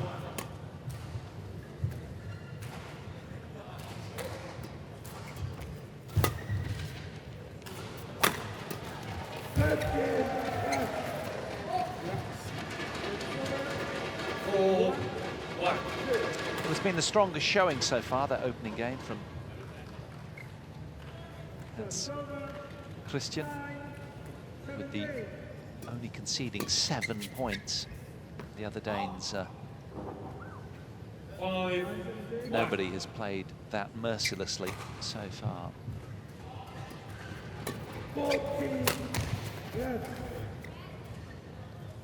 6-1.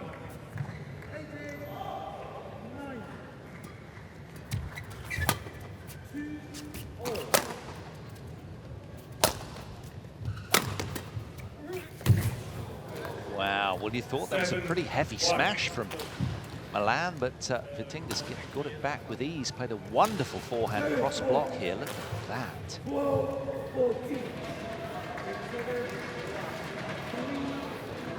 Didn't expect that one back.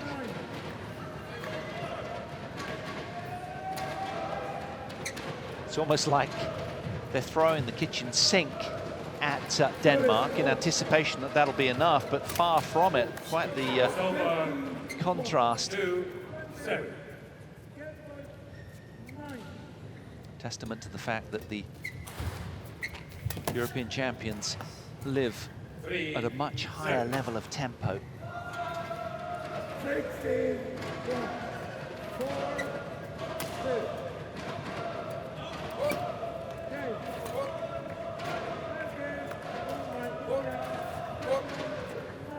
Service hold call. Service over. 8-3. It's the first time over these 2 days that I've heard a service fault called, which is quite unusual in itself. Yeah, a little indecisive there from Malan.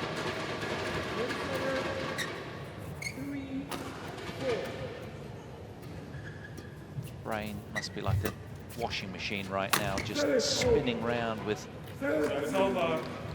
not much clarity. That said, that was a terrific point in response.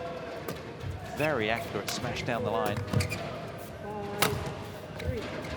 Ah, but not that time, just spilling wide.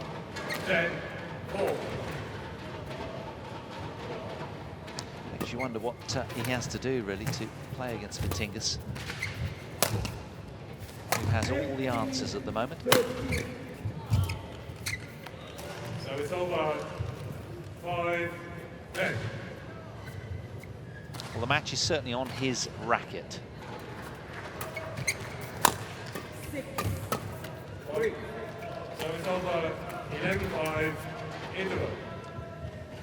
Well, fast hands with the flat, hard drives. Vittinghus here. And again, he walks to the towel down. The mid-game interval, very comfortable. Just over quarter of an hour played, and he's really in the driving seat of this one. No surprises there, though, because his opponent is ranked lowly, just inside the 1,000 mark at the moment. Has been as high as top 400. But he's a decent doubles player, and that's going to be interesting. Ranked 51 in the world in doubles. Plays with Viljoen. 20 seconds.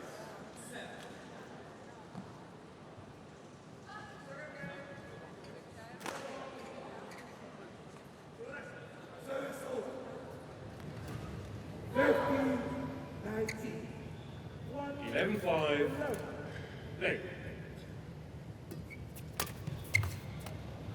12-5.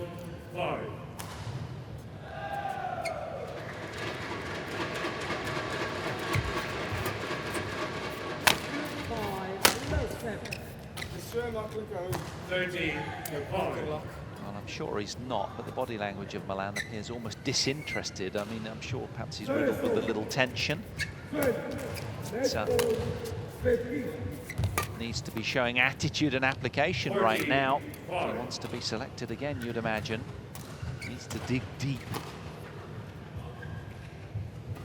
But I think he's run out of ideas.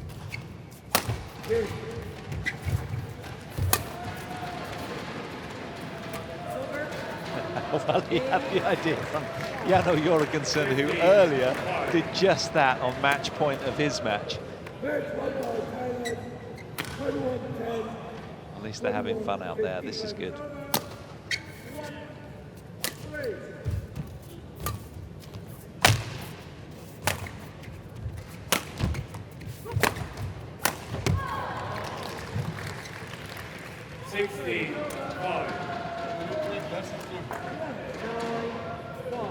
Well, Vittinghus really is a man on a mission.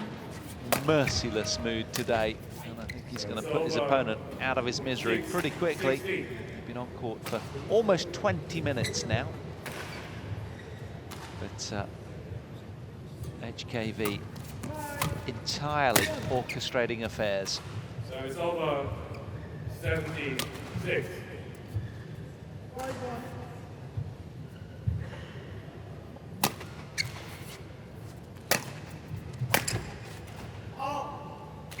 So it's over 7-17. Now, last chance saloon for this man, you feel?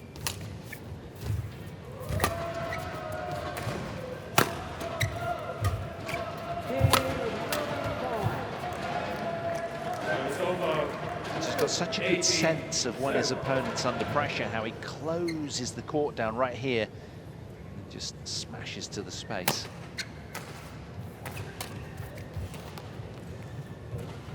He's looking a disconsolate figure now, is young Malan. Understandably, it's been a tough morning's work. 20, match point 7.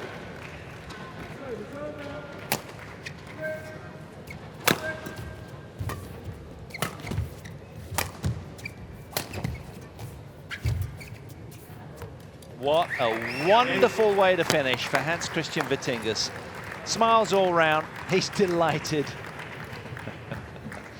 He had fun out there, it was a good match. Very watchable, 21-7, 21-7 in exactly 20 minutes. 21-7, 21-7. So Hans-Kristian Vittinghus, a very business-like performance from him.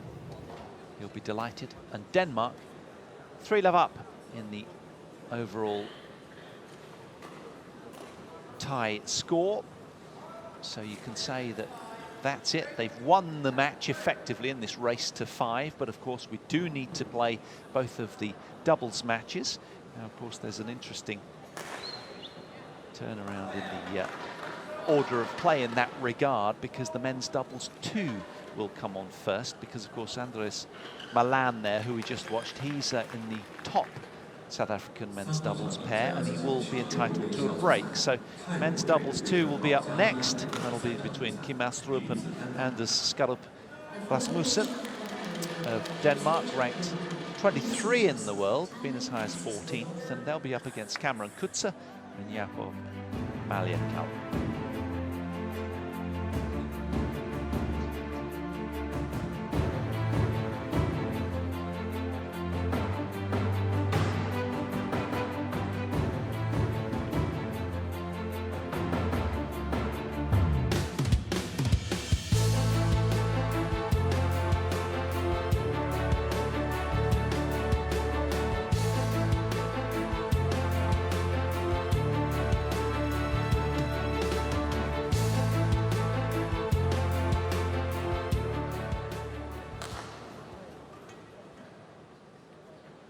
Confirmation of the score then. As anticipated, the might of the second seeds, the current European team champions, in the driving seat of this match over South Africa. The 15th seeds really up against it now, but we've got doubles to come. And first up is the second men's doubles teams from each of the two countries going toe-to-toe. Astrup and Rasmussen of Denmark, who have been 14 in the world pretty much a year ago now, up against the team ranked 1344. So it should be a bit of a one-way affair, but there's a lot of shoulds in pro sport, and anything can happen, frankly. But the talking point really, I guess, is, you know, the concern for Carsten Jorgensen, frankly, partner of Mathias Bo. He is in a stable condition after that emergency surgery for the aortic aneurysm rupture in his brain from the team championships in Kazan. So where he was rushed to hospital. He's fine, he's fit, he's practicing again, and hopefully he'll be ready for the Olympics. And I'm told he was on the cusp of sort of selection here, but of course he's relatively sort of undercooked in terms of match play, of course, naturally. So the other guys got the call up ahead of him, frankly. But Bo is here, but he hasn't been selected today. So Conrad-Petersen and Kolding, they'll be up as the top Danish pairing. Kolding, of course, 6'7". What a court presence he has. And when he gets hold of one of those smashes, well, you really know about it. That'll be up after the second men's doubles, up shortly. We await our court officials and our players. They'll be out shortly, no doubt.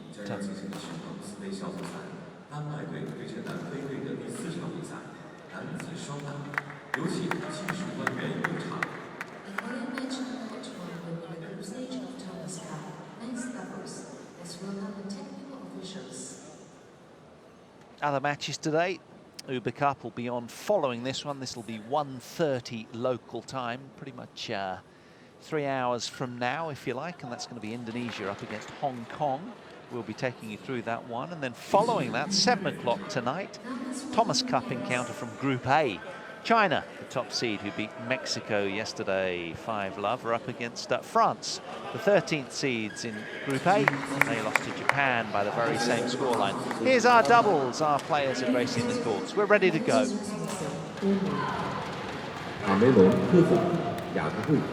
So attention back fully on this Denmark-South African tie. Show court one here from Kunshan, East China.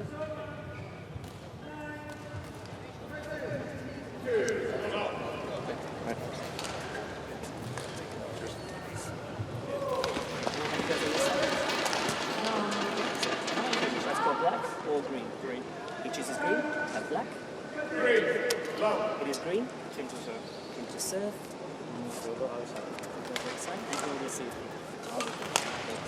Well, Kim to serve suggests Mr. Astrup, looking very tense, frankly. Wants to get his campaign underway here. And I guess there's an expectancy on him. His team yet to concede a game, so one might feel a little pressure in that regard. He's alongside Rasmussen, his partner here.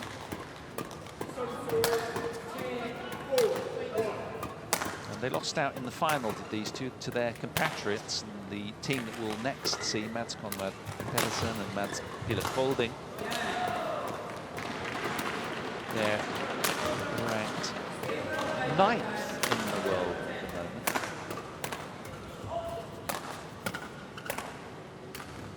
Beg your pardon, that's not right. 23rd in the world, I should say. Been as high as 14th in the world, the Danes. They're up against Maliekal, who we saw in the opening singles. Doubles. Well, lowly ranked at 1300 and something with his good friend Cameron Kutza, who we saw just lose out to Jorgensen. So, can they turn their fortunes around? These two, the two youngsters.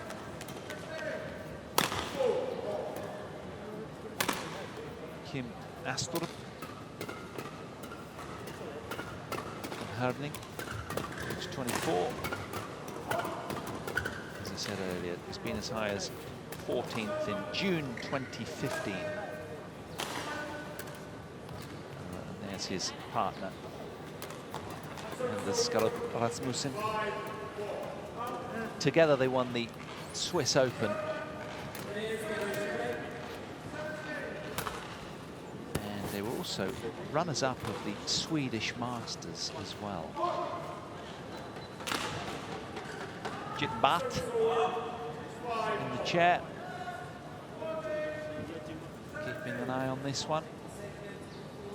The service judge, Viljoen from China. Busy today. They tend to rotate the umpires and service judges for the tie. So, can these two change the complexion of this match? It's going to be a very, very tough ask up against the world-ranked 23rd pair. Lefty in Astrup, righty Rasmussen. On my right, Denmark, represented by Astrup and Rasmussen. On my left, South Africa, represented by Kutza and Maliekal. Denmark third, Astrup, Maliekal, level.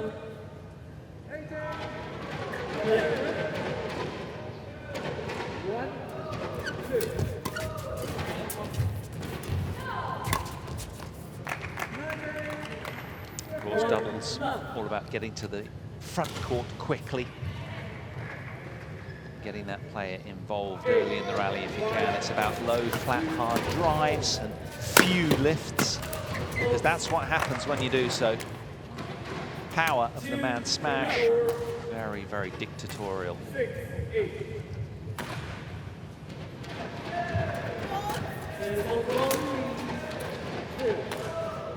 Struck above the waist then.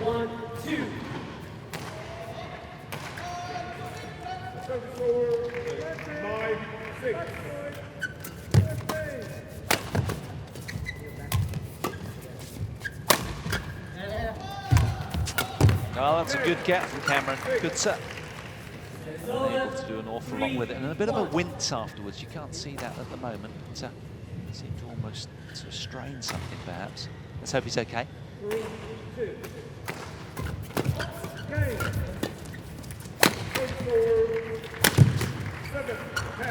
Wow, no messing with that overhead. Thunderous from Rasmussen.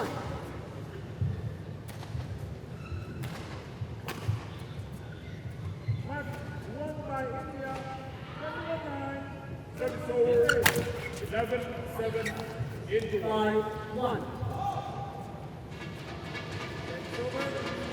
3-all.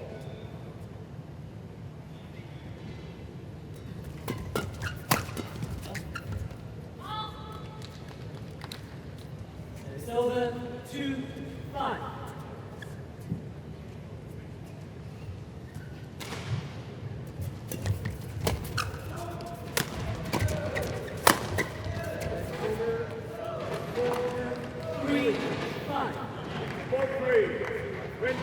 These two only played men's doubles once together.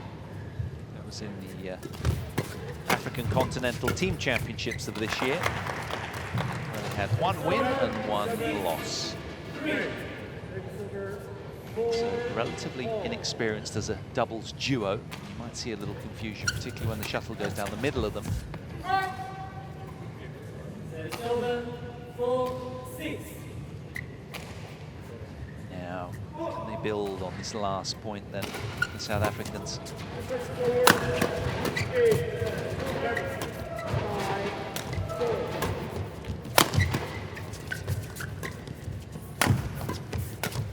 So quick to close, Rasmussen.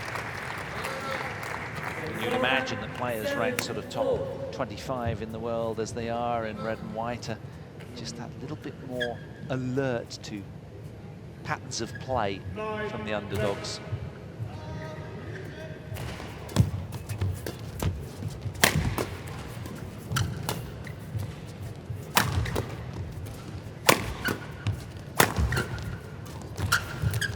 Well played. A nice blend of power and subtlety from the purple and blues.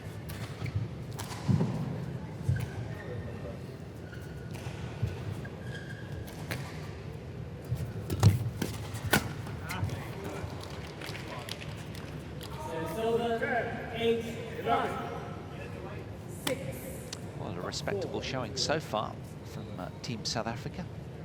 Can they stay in touch with their Danish European champions? 6-8.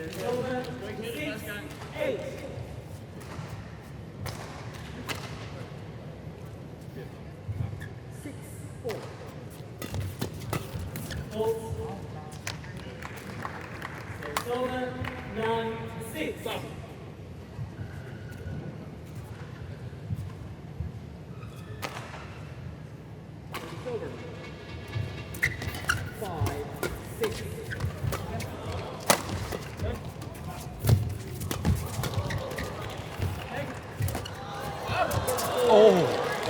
almost a miraculous turnaround there.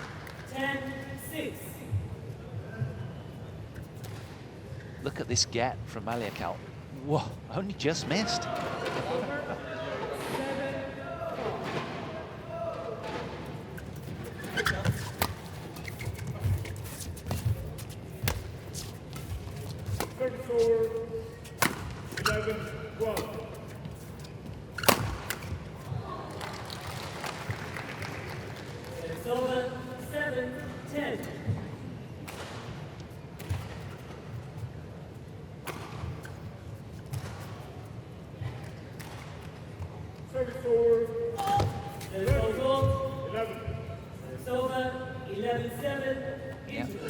Called up again on serve, so it's the Danes with the upper hand as they head to the mid-game interval. The reason this is so important, of course, this double showing, is because yesterday we brought you live coverage of China against Mexico, and the real intent shown from the doubles pairings of Li and Liu.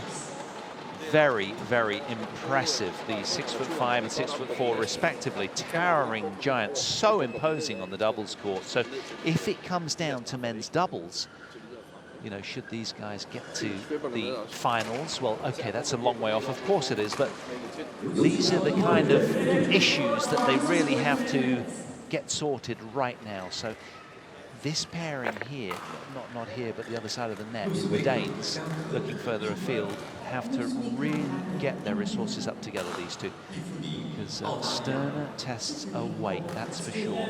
There's no doubting the pedigree of the two Mads, Conrad-Petersen and Pieler Kolding, but these two need to bring their best, because the Chinese doubles pairings really are very tough. And it could come down to the doubles. Well played. So the team captain, you'd imagine, looking for a very strong showing here from the Danish duo. Otherwise, it might be a call-up for Mathias Bo, and maybe even Christiansen as well. That's another consideration, Mathias Christiansen.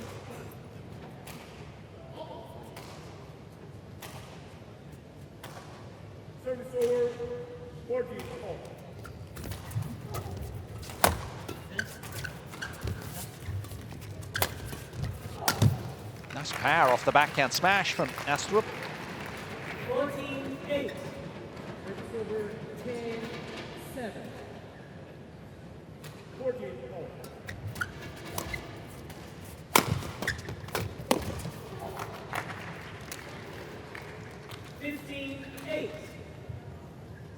Well, they look very, very focused and very alert.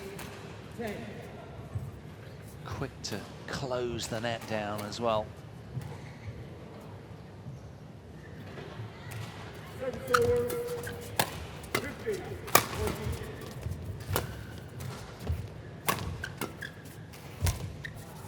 Shame, because they blended that point really well. 16-8.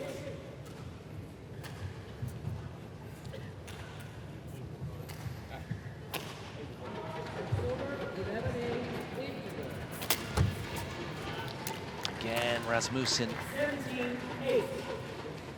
desperate to put his front foot forward in this one.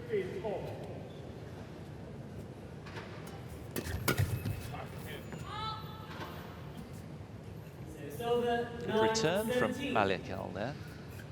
Very quick. He's a good athlete, this player.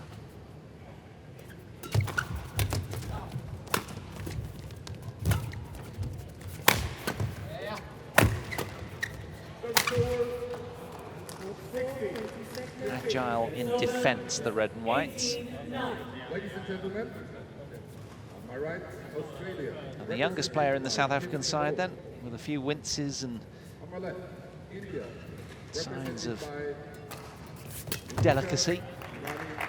He's been really up against it today. It was a very tough ask coming on the court against Jorgensen. He extended him to 21-9, 21-9, which is respectable. 10-19. But the seniority really displayed now from the Danes, who've had a run of 6 already in this opening game. 6 points, that is.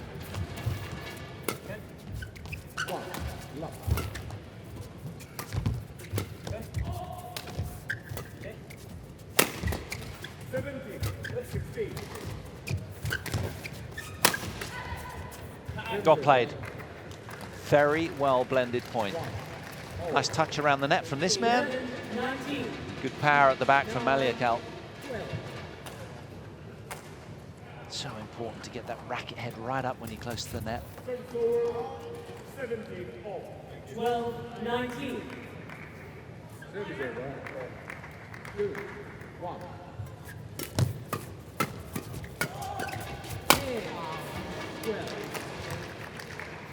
It's over. 20 game points. 12. 17. 8 game point opportunities here. 3, 9. It's over. 13, 20. 11, 12.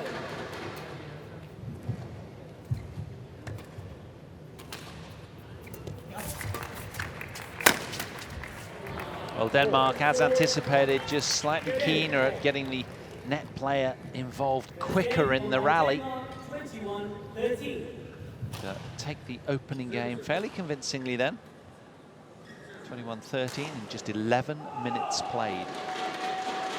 So again, Denmark stamping their authority on this second men's doubles.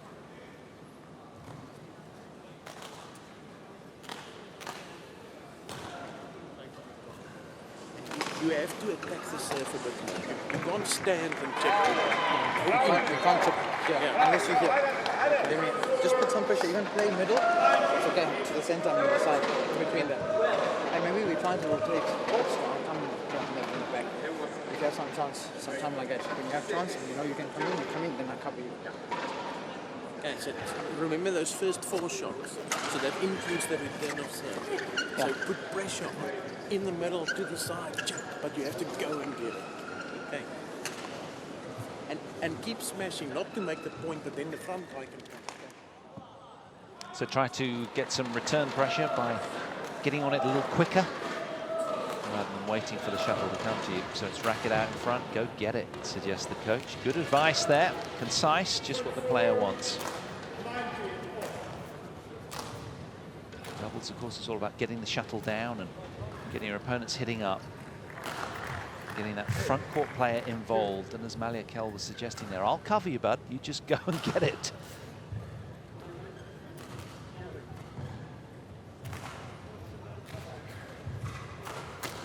Get the strap in the box.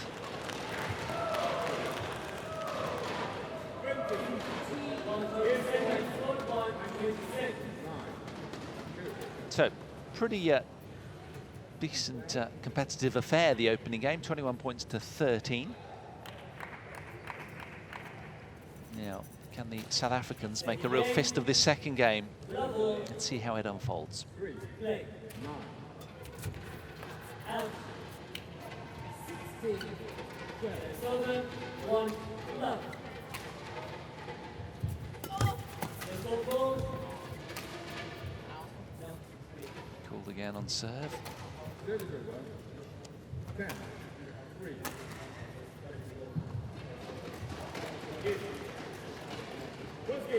1 by Malan, 21. Racket not facing downwards. 11, 2, into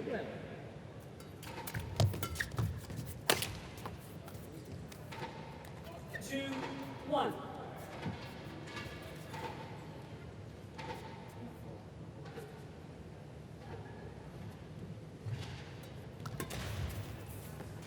Well, nice attempt.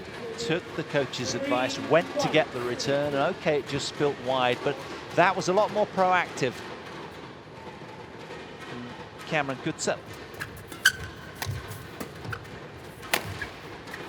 A shame, they're just spilling error too often, not by much.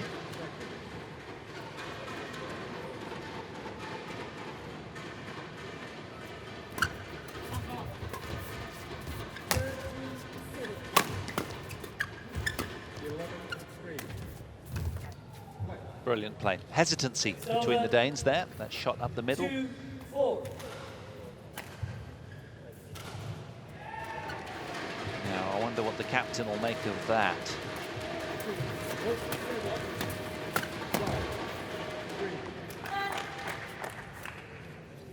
Over 5-2.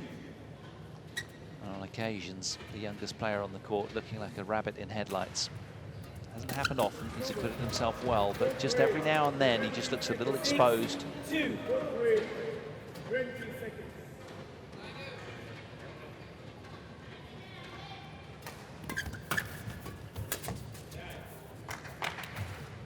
Astrup quick and snappy off that backhand side, the lefty.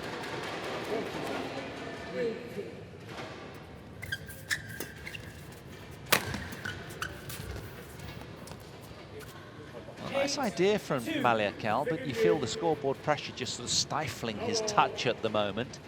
Normally very good in that regard. The solitary top 100 player in men's singles, that is. Different discipline altogether, of course, doubles, but...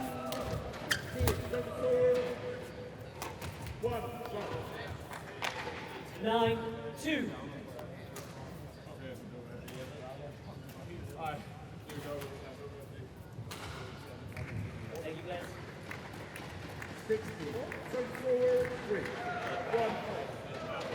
So a run of 5 straight points then for Team Denmark.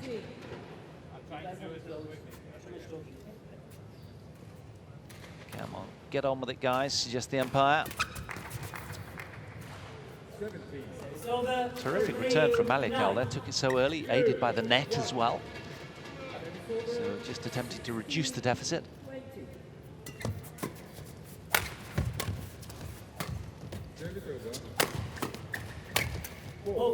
Good play, flat, hard drive. Hopefully that'll relax him. Still 5 points away from their opponents. Terrific return from Rasmussen there, so quick to pounce on that. Boy, did he read that early. And it put them in the driving seat thereafter.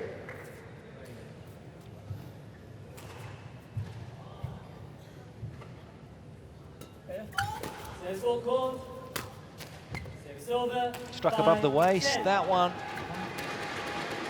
So the service judge is very much on them this time. There's not been many service calls fall throughout the whole tie. Terrific serve. Well done. Caught napping with the flick serve there, Astrup. Didn't see it. Didn't even flinch.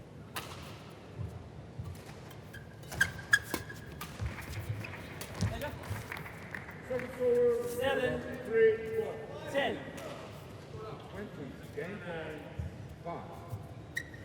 Now these are the sort of signs that the captain of Team Denmark will be looking out for, but then he redeems himself with another terrific return. Because it's these kind of moments where, you know, you would imagine tougher challenges, tougher nations will pounce on those kind of little glimmers of hope and compound that.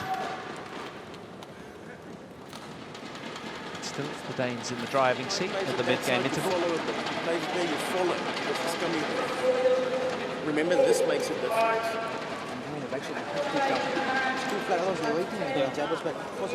So 4-5 smashes, then a draw. Don't go and draw. Then there's no pressure. Smash, smash, smash, then a draw. Just as there. Come on.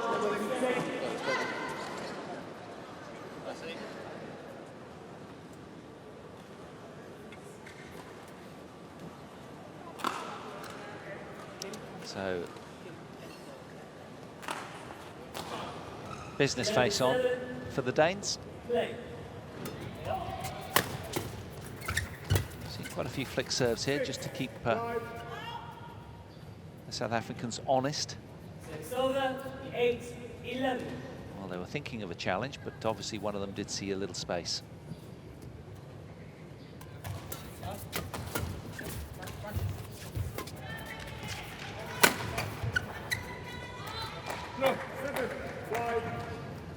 Service over, Rasmussen so quick to punish anything kind of slightly short overhead.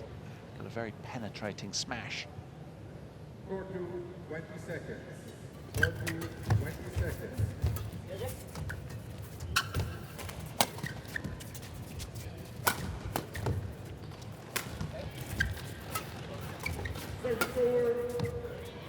Good leave, well played.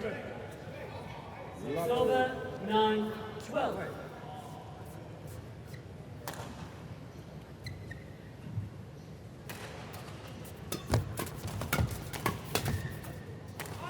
Nice idea from Astrup. Just a little bit late with the contact, didn't quite get his racket up quick enough. 1 love.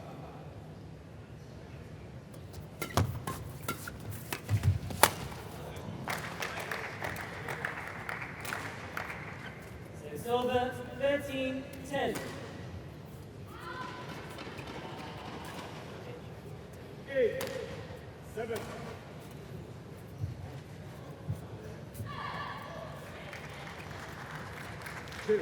No blood injury, thankfully.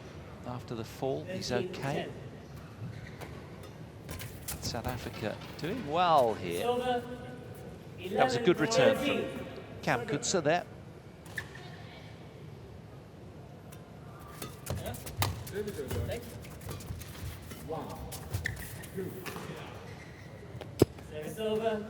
It's unlike Maliekal, he's normally very good around the front court.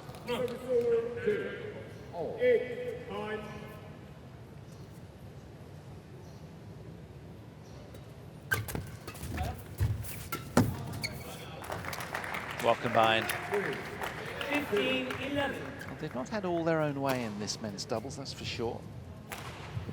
4号场地将要进行的是汤姆斯杯小组赛，日本队对阵墨西哥队的第4场比赛，男子双打。 I'll tell you what, the return of Kutzer's got a lot better. He really has heeded the advice of the coach well. Been a lot more proactive, just going hunting the shuttle down, trying to take it marginally earlier to rush the opponents.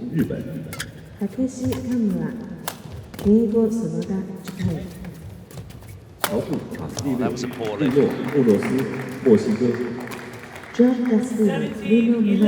Mexico. Sort of something and nothing there, really. Very deceptive, but not to Rasmussen.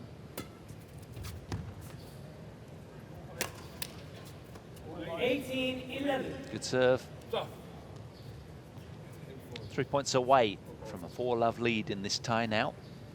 The Danes.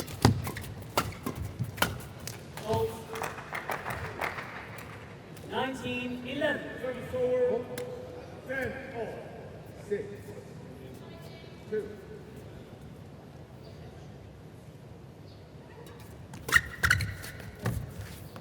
It's over.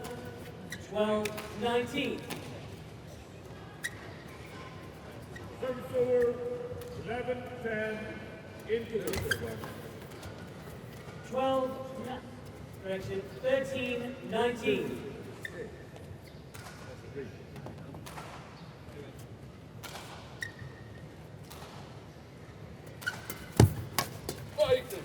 I like the early return from Rasmussen. He's done that very effectively throughout the course of this match, but Coetzer very alert to that and starting to get used to that pattern of play.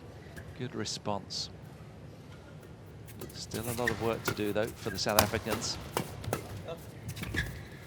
break, 20 seconds.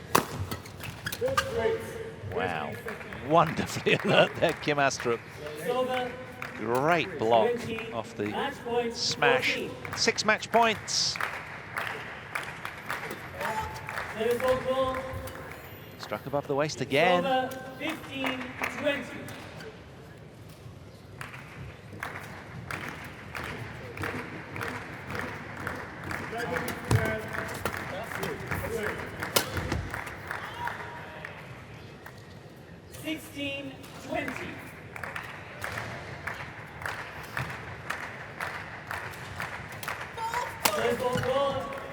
Again, struck above the waist, and that's it. Game, set, and match. The Danes extend their lead to 4-love now in this tie, as we approach 10 to 11 local time. Pretty strong showing from these two. But a good performance from the South Africans in that men's doubles too then. Took them 24 minutes. There's just confirmation of the score, 23 minutes I should say. But it's Astrup and Rasmussen safely through. And now, after this one, you're going to be treated to the first of the men's doubles, which of course was put second because Andries Malan needed a rest after his singles.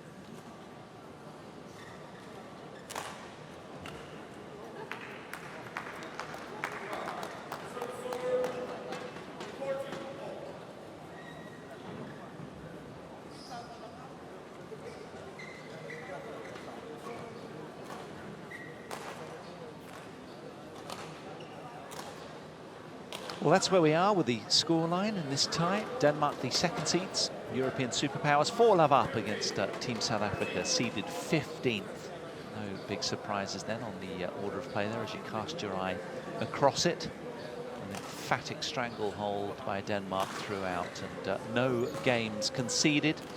Unblemished fashion, they progressed through today's competition. Conrad-Petersen and Pieler Kolding will be up next in the men's doubles 1 against Andries Malan. And his partner today, Viljoen. So these two are ranked 51 in the world, been as high as 47th in April, just a month or so ago. Malan, the 21-year-old, is joined by Viljoen.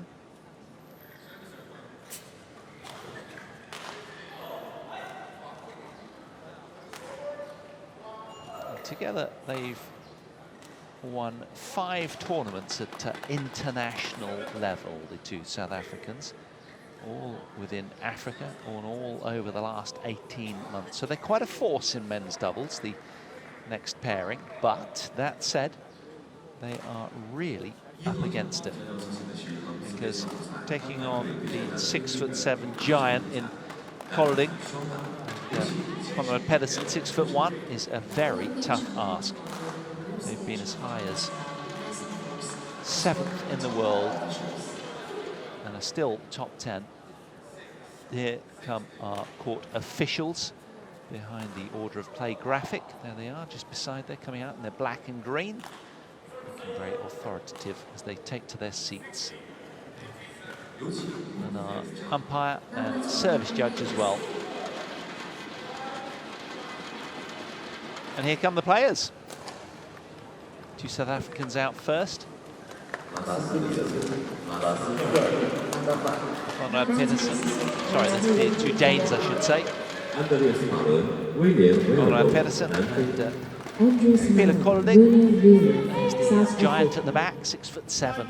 Well, now, if you've ever played against someone of that height, it really is incredibly imposing. Because when this man gets hold of a smash, the opponents really do know about it and run for cover. It's quite some leverage. And it's that intimidation factor that's really tough to play against.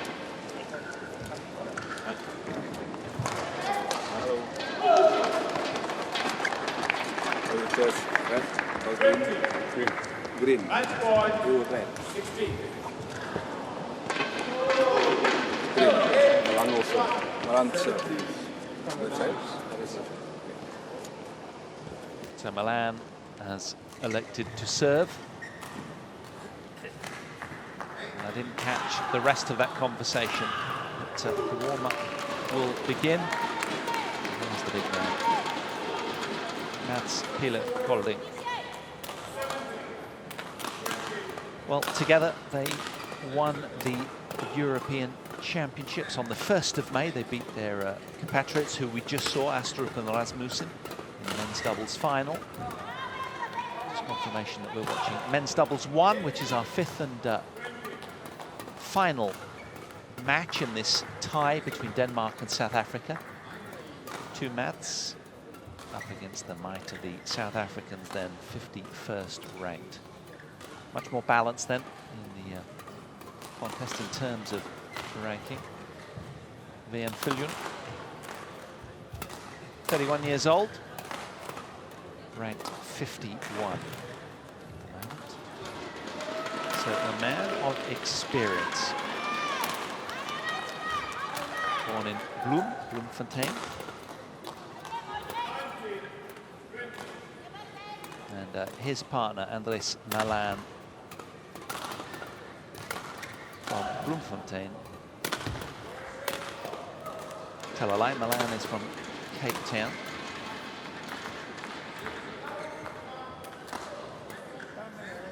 And together they've won 5, as I say, 5 tournaments at international level in Africa over the last 18 months. Their opponents today, Conrad-Petersen, as you see, world ranked 9th, the 28-year-old, being as high as 7. And his partner we'll get a glimpse of in a minute. There he is, the big man, biggest man on court by quite a way. 6'7". That's a lot to carry around. Again, 28 years old. Hold back. That's where he was born. They've also made the semi-finals of the Malaysian Open, but their last tournament win was a while ago, the Bitburger Open in 2015 for the two 28-year-olds.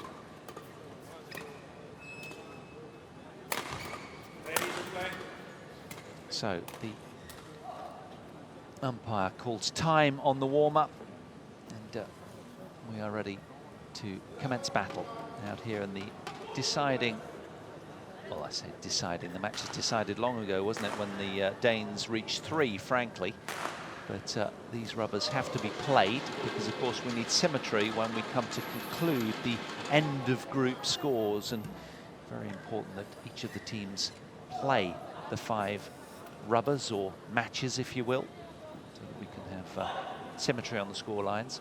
Christoph Oswald from Germany is the service judge. So we're just about ready to get underway for the last match of the morning here on court 1. It's approaching 11 o'clock local time. We started at 8:30, so been on court for 2.5 hours already.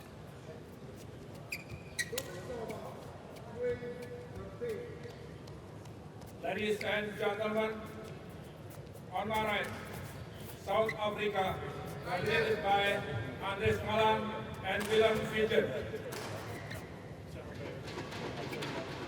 And on my left, Denmark, represented by Conrad-Petersen and Pieler Kolding. South Africa to serve, Andries Malan to Conrad-Petersen. For ball. Play.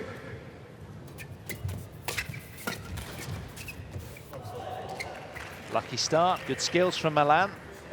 1 left. If you are just joining us, there was a funny moment at the start of Malan singles against Hans-Kristian Vittinghus. They had the longest opening rally I've ever seen. The very first point, he was blowing and puffing after that one. But then Hans-Kristian Vittinghus went on to win a long run of points as a consequence. 古碧塔苏帕猜攻，沙西岭德拉达纳猜泰国。 Now, in terms of rankings, this is the one that the coach will be hanging on to. Viljoen and his partner ranked 51. So much closer than any of the other South African rankings. Maliekal, well, he's 78th in singles, but unable to dent the armoury of Viktor Axelsen.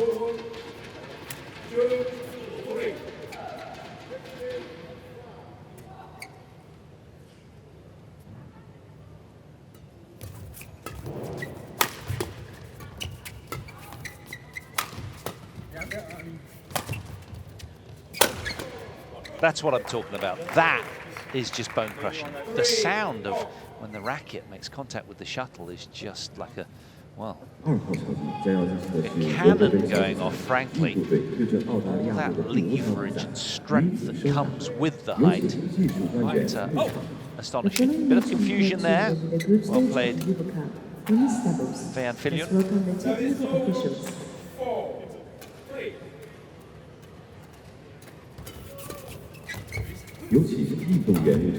Now let's welcome the players.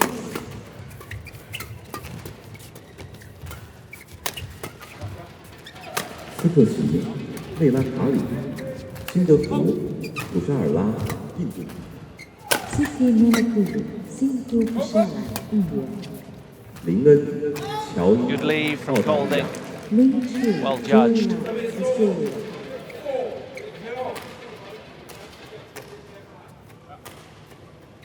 Deadlock on the scoreboard, early doors of course, but 4 apiece. That'll encourage the South Africans. Can they build from here? Oof. Thunderous. Straight down the middle, causing hesitation. String on for Viljoen.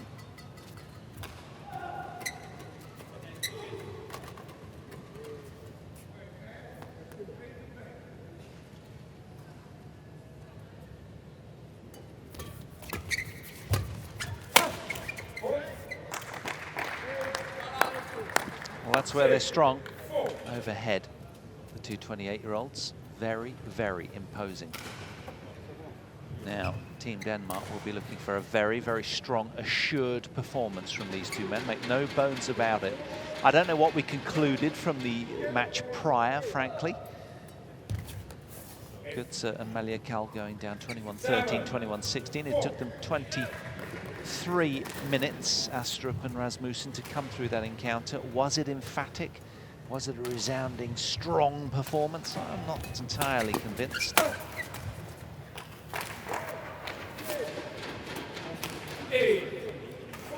Does it bode well moving forwards as a team, or might they expose Bo and Jorgensen in their next match? Who knows? Only the captain will decide, and I'm sure he'll keep his opinions to himself for the time being.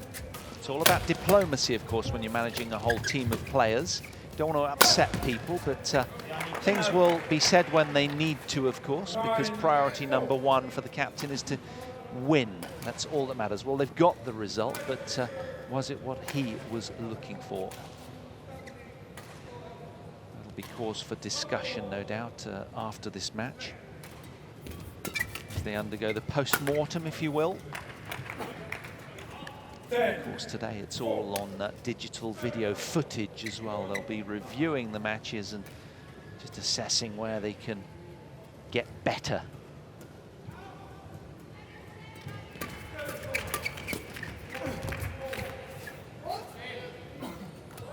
Nice try. Mid-game interval. The Danes 7 points in the ascendancy. Good leave.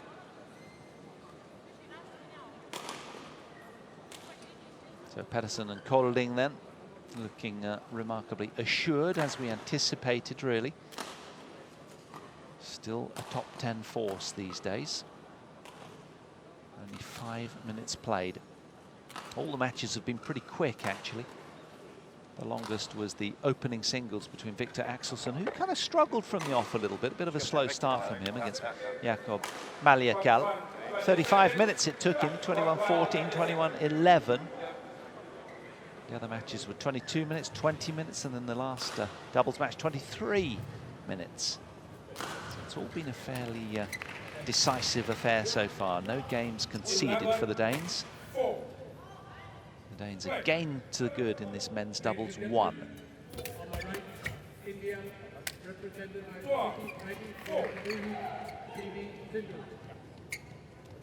Malan, Australia, represented by Viljoen,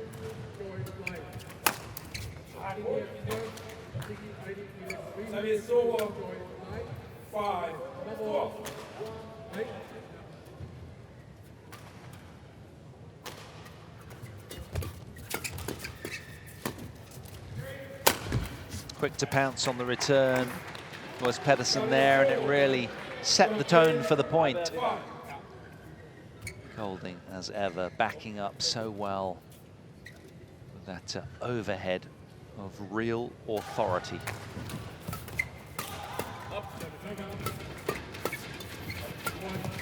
Brilliant. Flat hard drives, piercing through their opponents.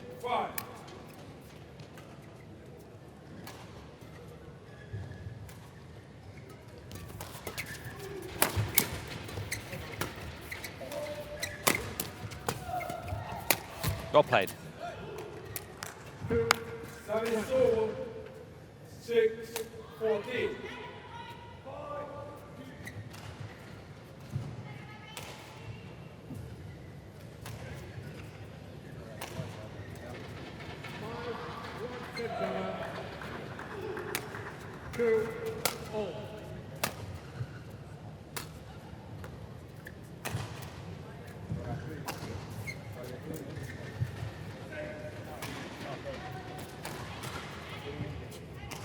Confusion about who's to return.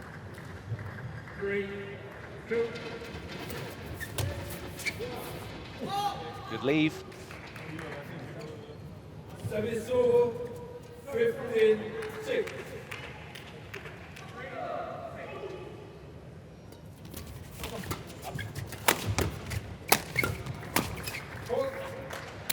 Good power from Viljoen.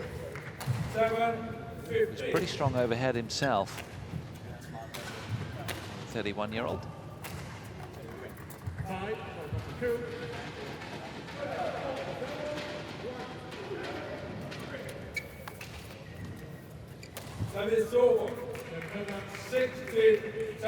That hurts when you've played so well to win the last point and then you concede with a service fault.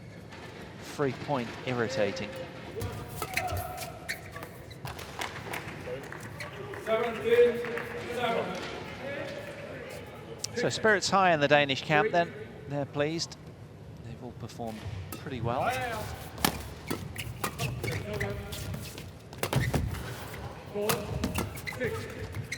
Go! 18-7. Great dive from Petersen. And Malan just being a little too clever with that one, a bit too audacious. So the court needs the attendant on to get rid of the sweat. No, it doesn't. He's going to do it with his own feet. So 3 points away from snatching the opening game then, the Danes.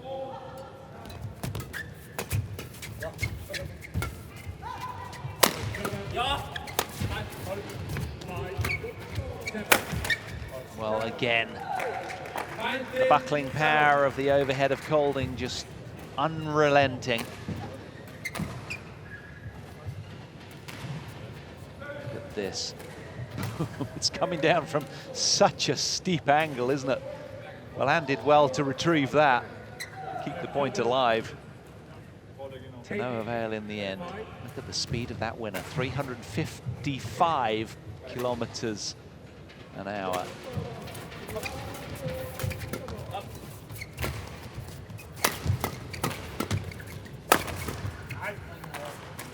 And he's not slow either, he's quick, he's agile, and he's alert. Height accounts for a lot of strength, and this man's got plenty of that at 6'7".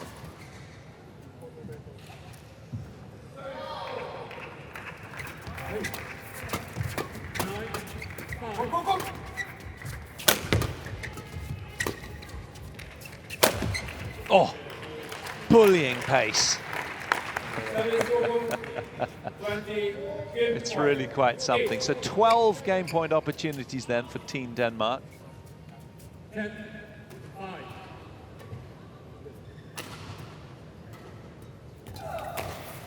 Game.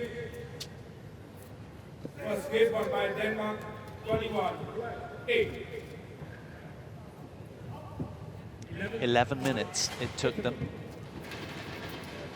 21-8. That is a really strong showing. So that bodes well for the top doubles pairing from Denmark. And as hard as Malan and Viljoen tried, they were overwhelmed there.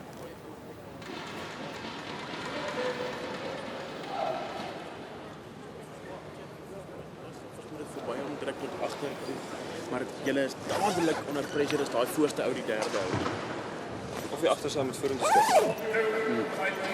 So kom ons probeer daar uit. Going with the Afrikaans this time. I couldn't make out what he was saying, the team coach.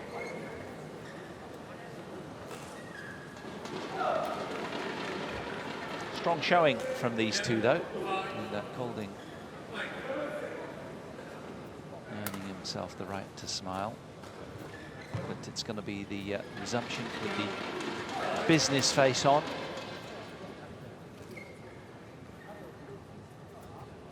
Can they carry on playing with such style and effect, these two? Good combination, they work well together, as do these two as well. But as strong as Viljoen is, doesn't quite have the power of the overhead of Kolding, and it's quite telling. Because what do teams do when they're desperate?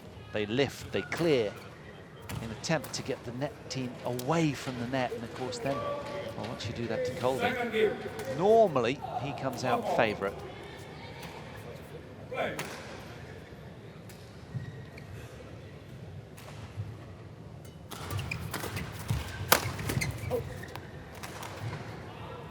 Service over with 1 ball 5.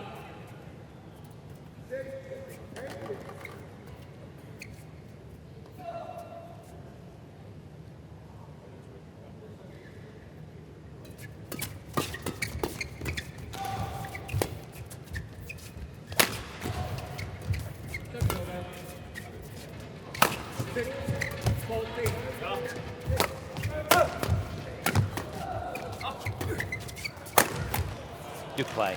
Really good point from both teams.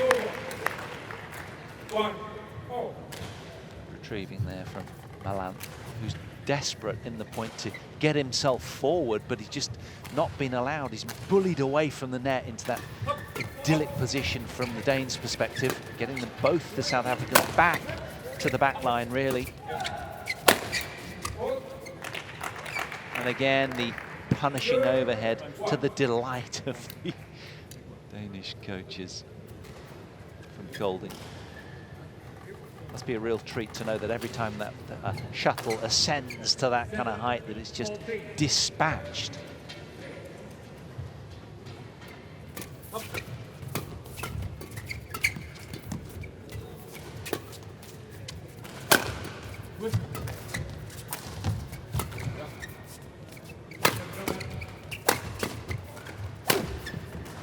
Just wide, not by much. 3-1. Another spirited, grueling point Malan just a little greedy with the width there. 7-4-1.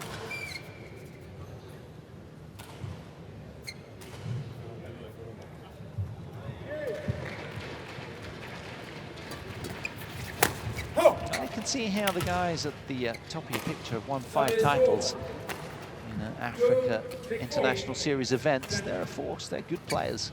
Not quite up to the highest world level of the Danes, but nonetheless, pretty handy. Service over. 5-2.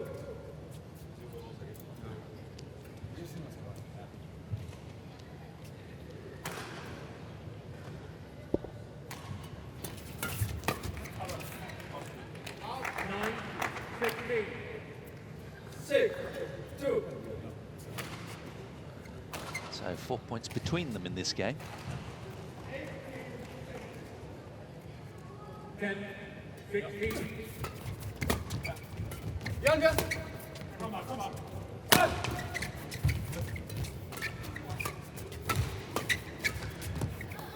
Good play. Service over. 17-3. Chunks out of the shuttle after another battering from these 4 strong men.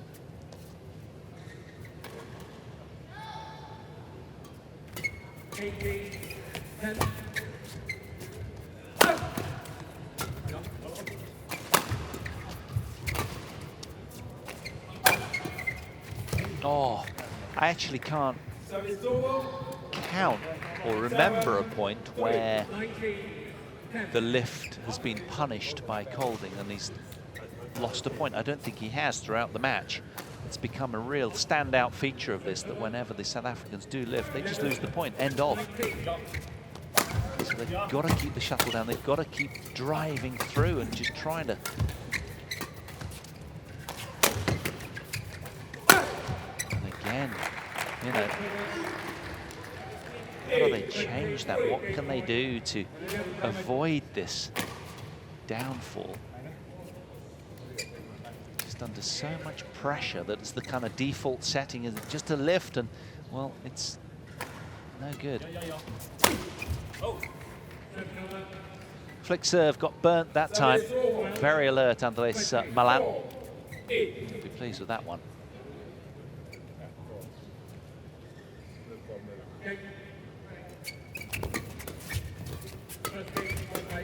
Oh, super play by Conrad-Petersen there. Look at how super agile he is, and that's why he works so well with Kolding. Because between them, well, a real good force in doubles.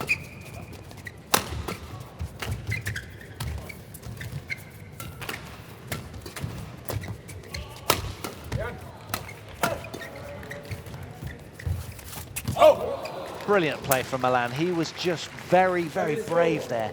Got up the court and held that position well. Watch this. But earlier in the point as well, he'd been right up there, close to the tape, and intervening as often as he could. That really is courageous, especially when you're up against it, against a big man like Kolding with the intimidation factor. That is a fabulous point. Now, can they build on this? So far, the answer today has been an emphatic no. Let's see what they can muster here. The following match on court 4 will be the group stage of Thomas Cup, men's doubles, Japan versus Mexico.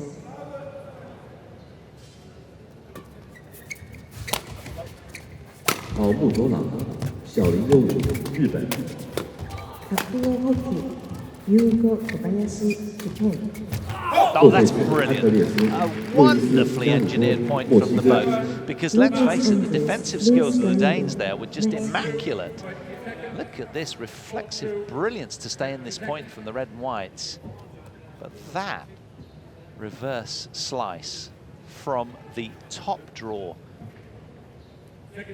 3 points in a row then for the South Africans. He haven't managed to say that. I can't recall seeing that at all today, other than just now. So momentum building for these two.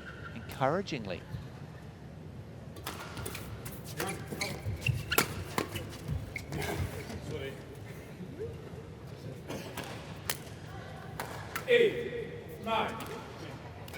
It was in. An immediate sorry from Viljoen. A little bit lucky there. Okay, so 4 in a row, and then the momentum bubble is pierced by the Danes.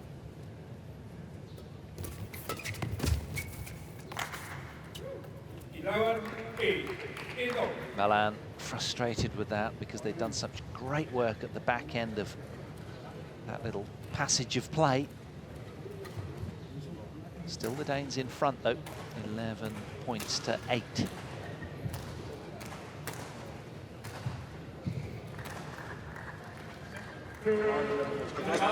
Ja, specielt når den er op på diagonalen. Hold gang i benene, klar på, at de udfordrer. Og vi behøver ikke ville så meget med den, specielt ikke over deres forhåndsside. Der er masser af plads til at gå forbi. Ikke? Ja, de dækker meget forhånd. Kommer to. Ja, lige præcis. Det går jeg.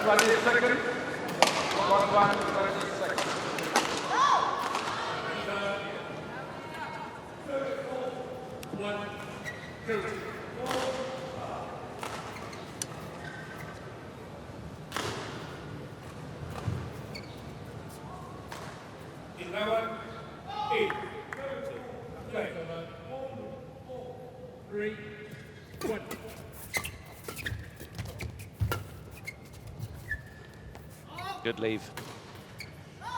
Service over. 9, 11. 2, 3.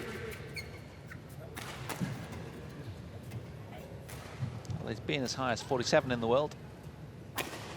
June 2012. Normal service resuming with the overhead of Kolding. 9.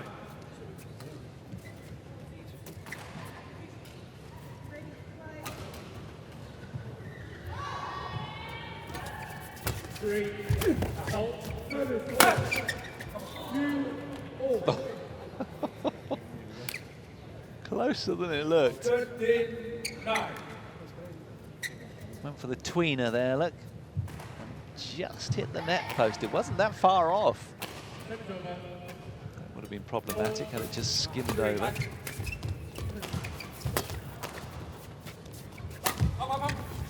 Wonderful slice. So disguised. Service over. 10-13. As we approach 11:20 local time, the match has been running now then for almost 3 hours. And it's been engaging throughout. Although the scoreline's been an emphatic Danish result, South Africans have acquitted themselves well. Service over. 14-10. 4-3.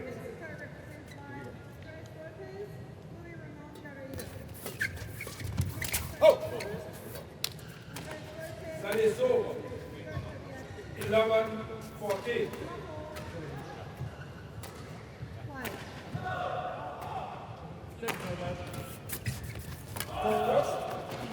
Very quick work from Malan.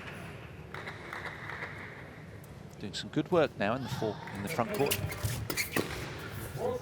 And again, he's fully dialed in now.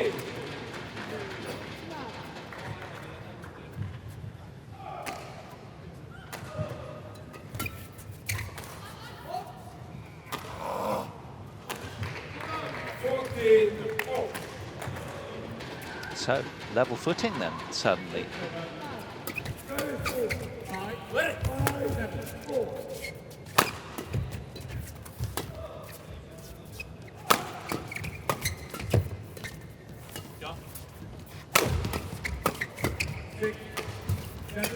Brilliant close.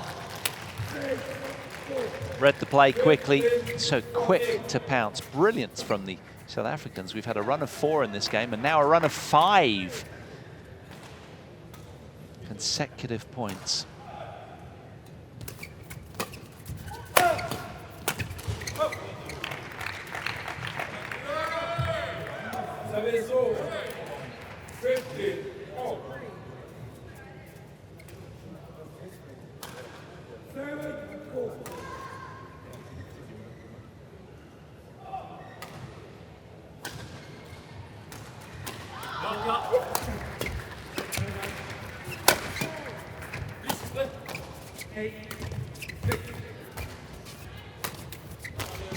such a shame. 16-15. Andries Malan doing so well in the front court and playing some idyllic doubles, the South Africans, for the last sort of 10 or so minutes. But again, it's the Danes back in the driving seat. Unforced error. That one will go down as frustration on the face of Andries Malan.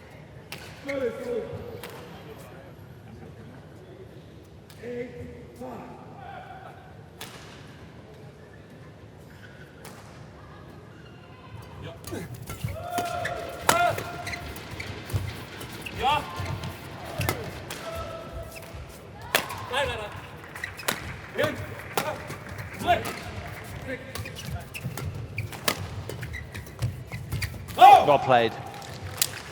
Causing a few more problems now. Showing a lot of courage. Coming forward well. Teaming well. Good sort of synchronicity between them and understanding. Gelling very, very well together. And fully focused, both of them.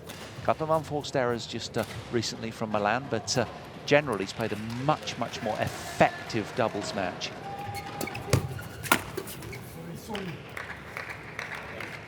And they've negated the Kolding assault overhead. They've given him very few lifts, which is exactly what we were talking about. They kept the shuttle lower, firmer, and they're on the front foot a lot more often as a consequence. Oh,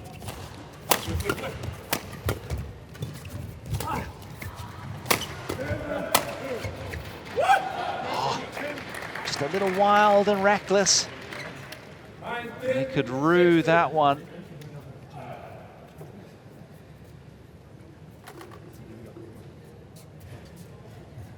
Two points away from sealing this match.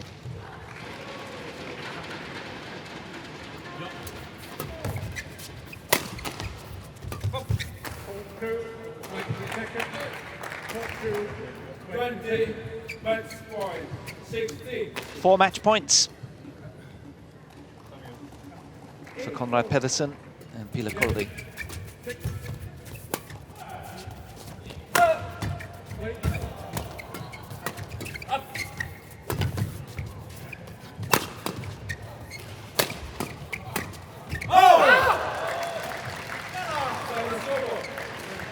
Well, it's been a much more spirited second game from the South Africans.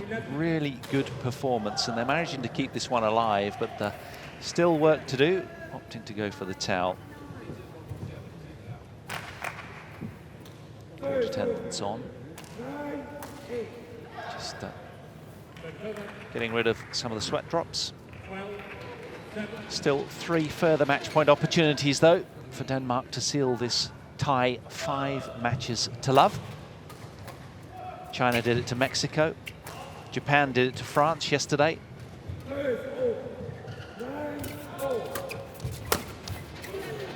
And there it is, a hole on the court, and they smashed it through. So 21-8, 21-17. A much closer affair, that second game. Really very, very watchable. But it took them just 29 minutes. Indeed, the second longest match of the tie. But a pretty convincing performance from Conrad-Petersen and Pieler Kolding. So they'll be delighted. So the Danes safely through. Just confirmation of the scoreline then. So the second seeds, the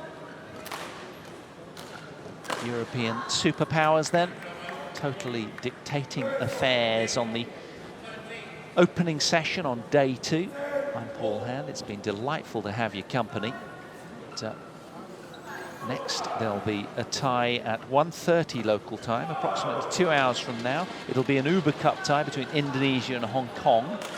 Do join us for that. Following that, at 7 o'clock local time, we'll have a Thomas Cup Group A match. China against France. Number 1 seeds against the 13th seeds, respectively. From myself, Paul Hand, it's goodbye for now. I'm going to leave you with that score graphic. There we are, confirmation that Denmark, the second seeds, have just had a 5-0 win over South Africa. Bye for now.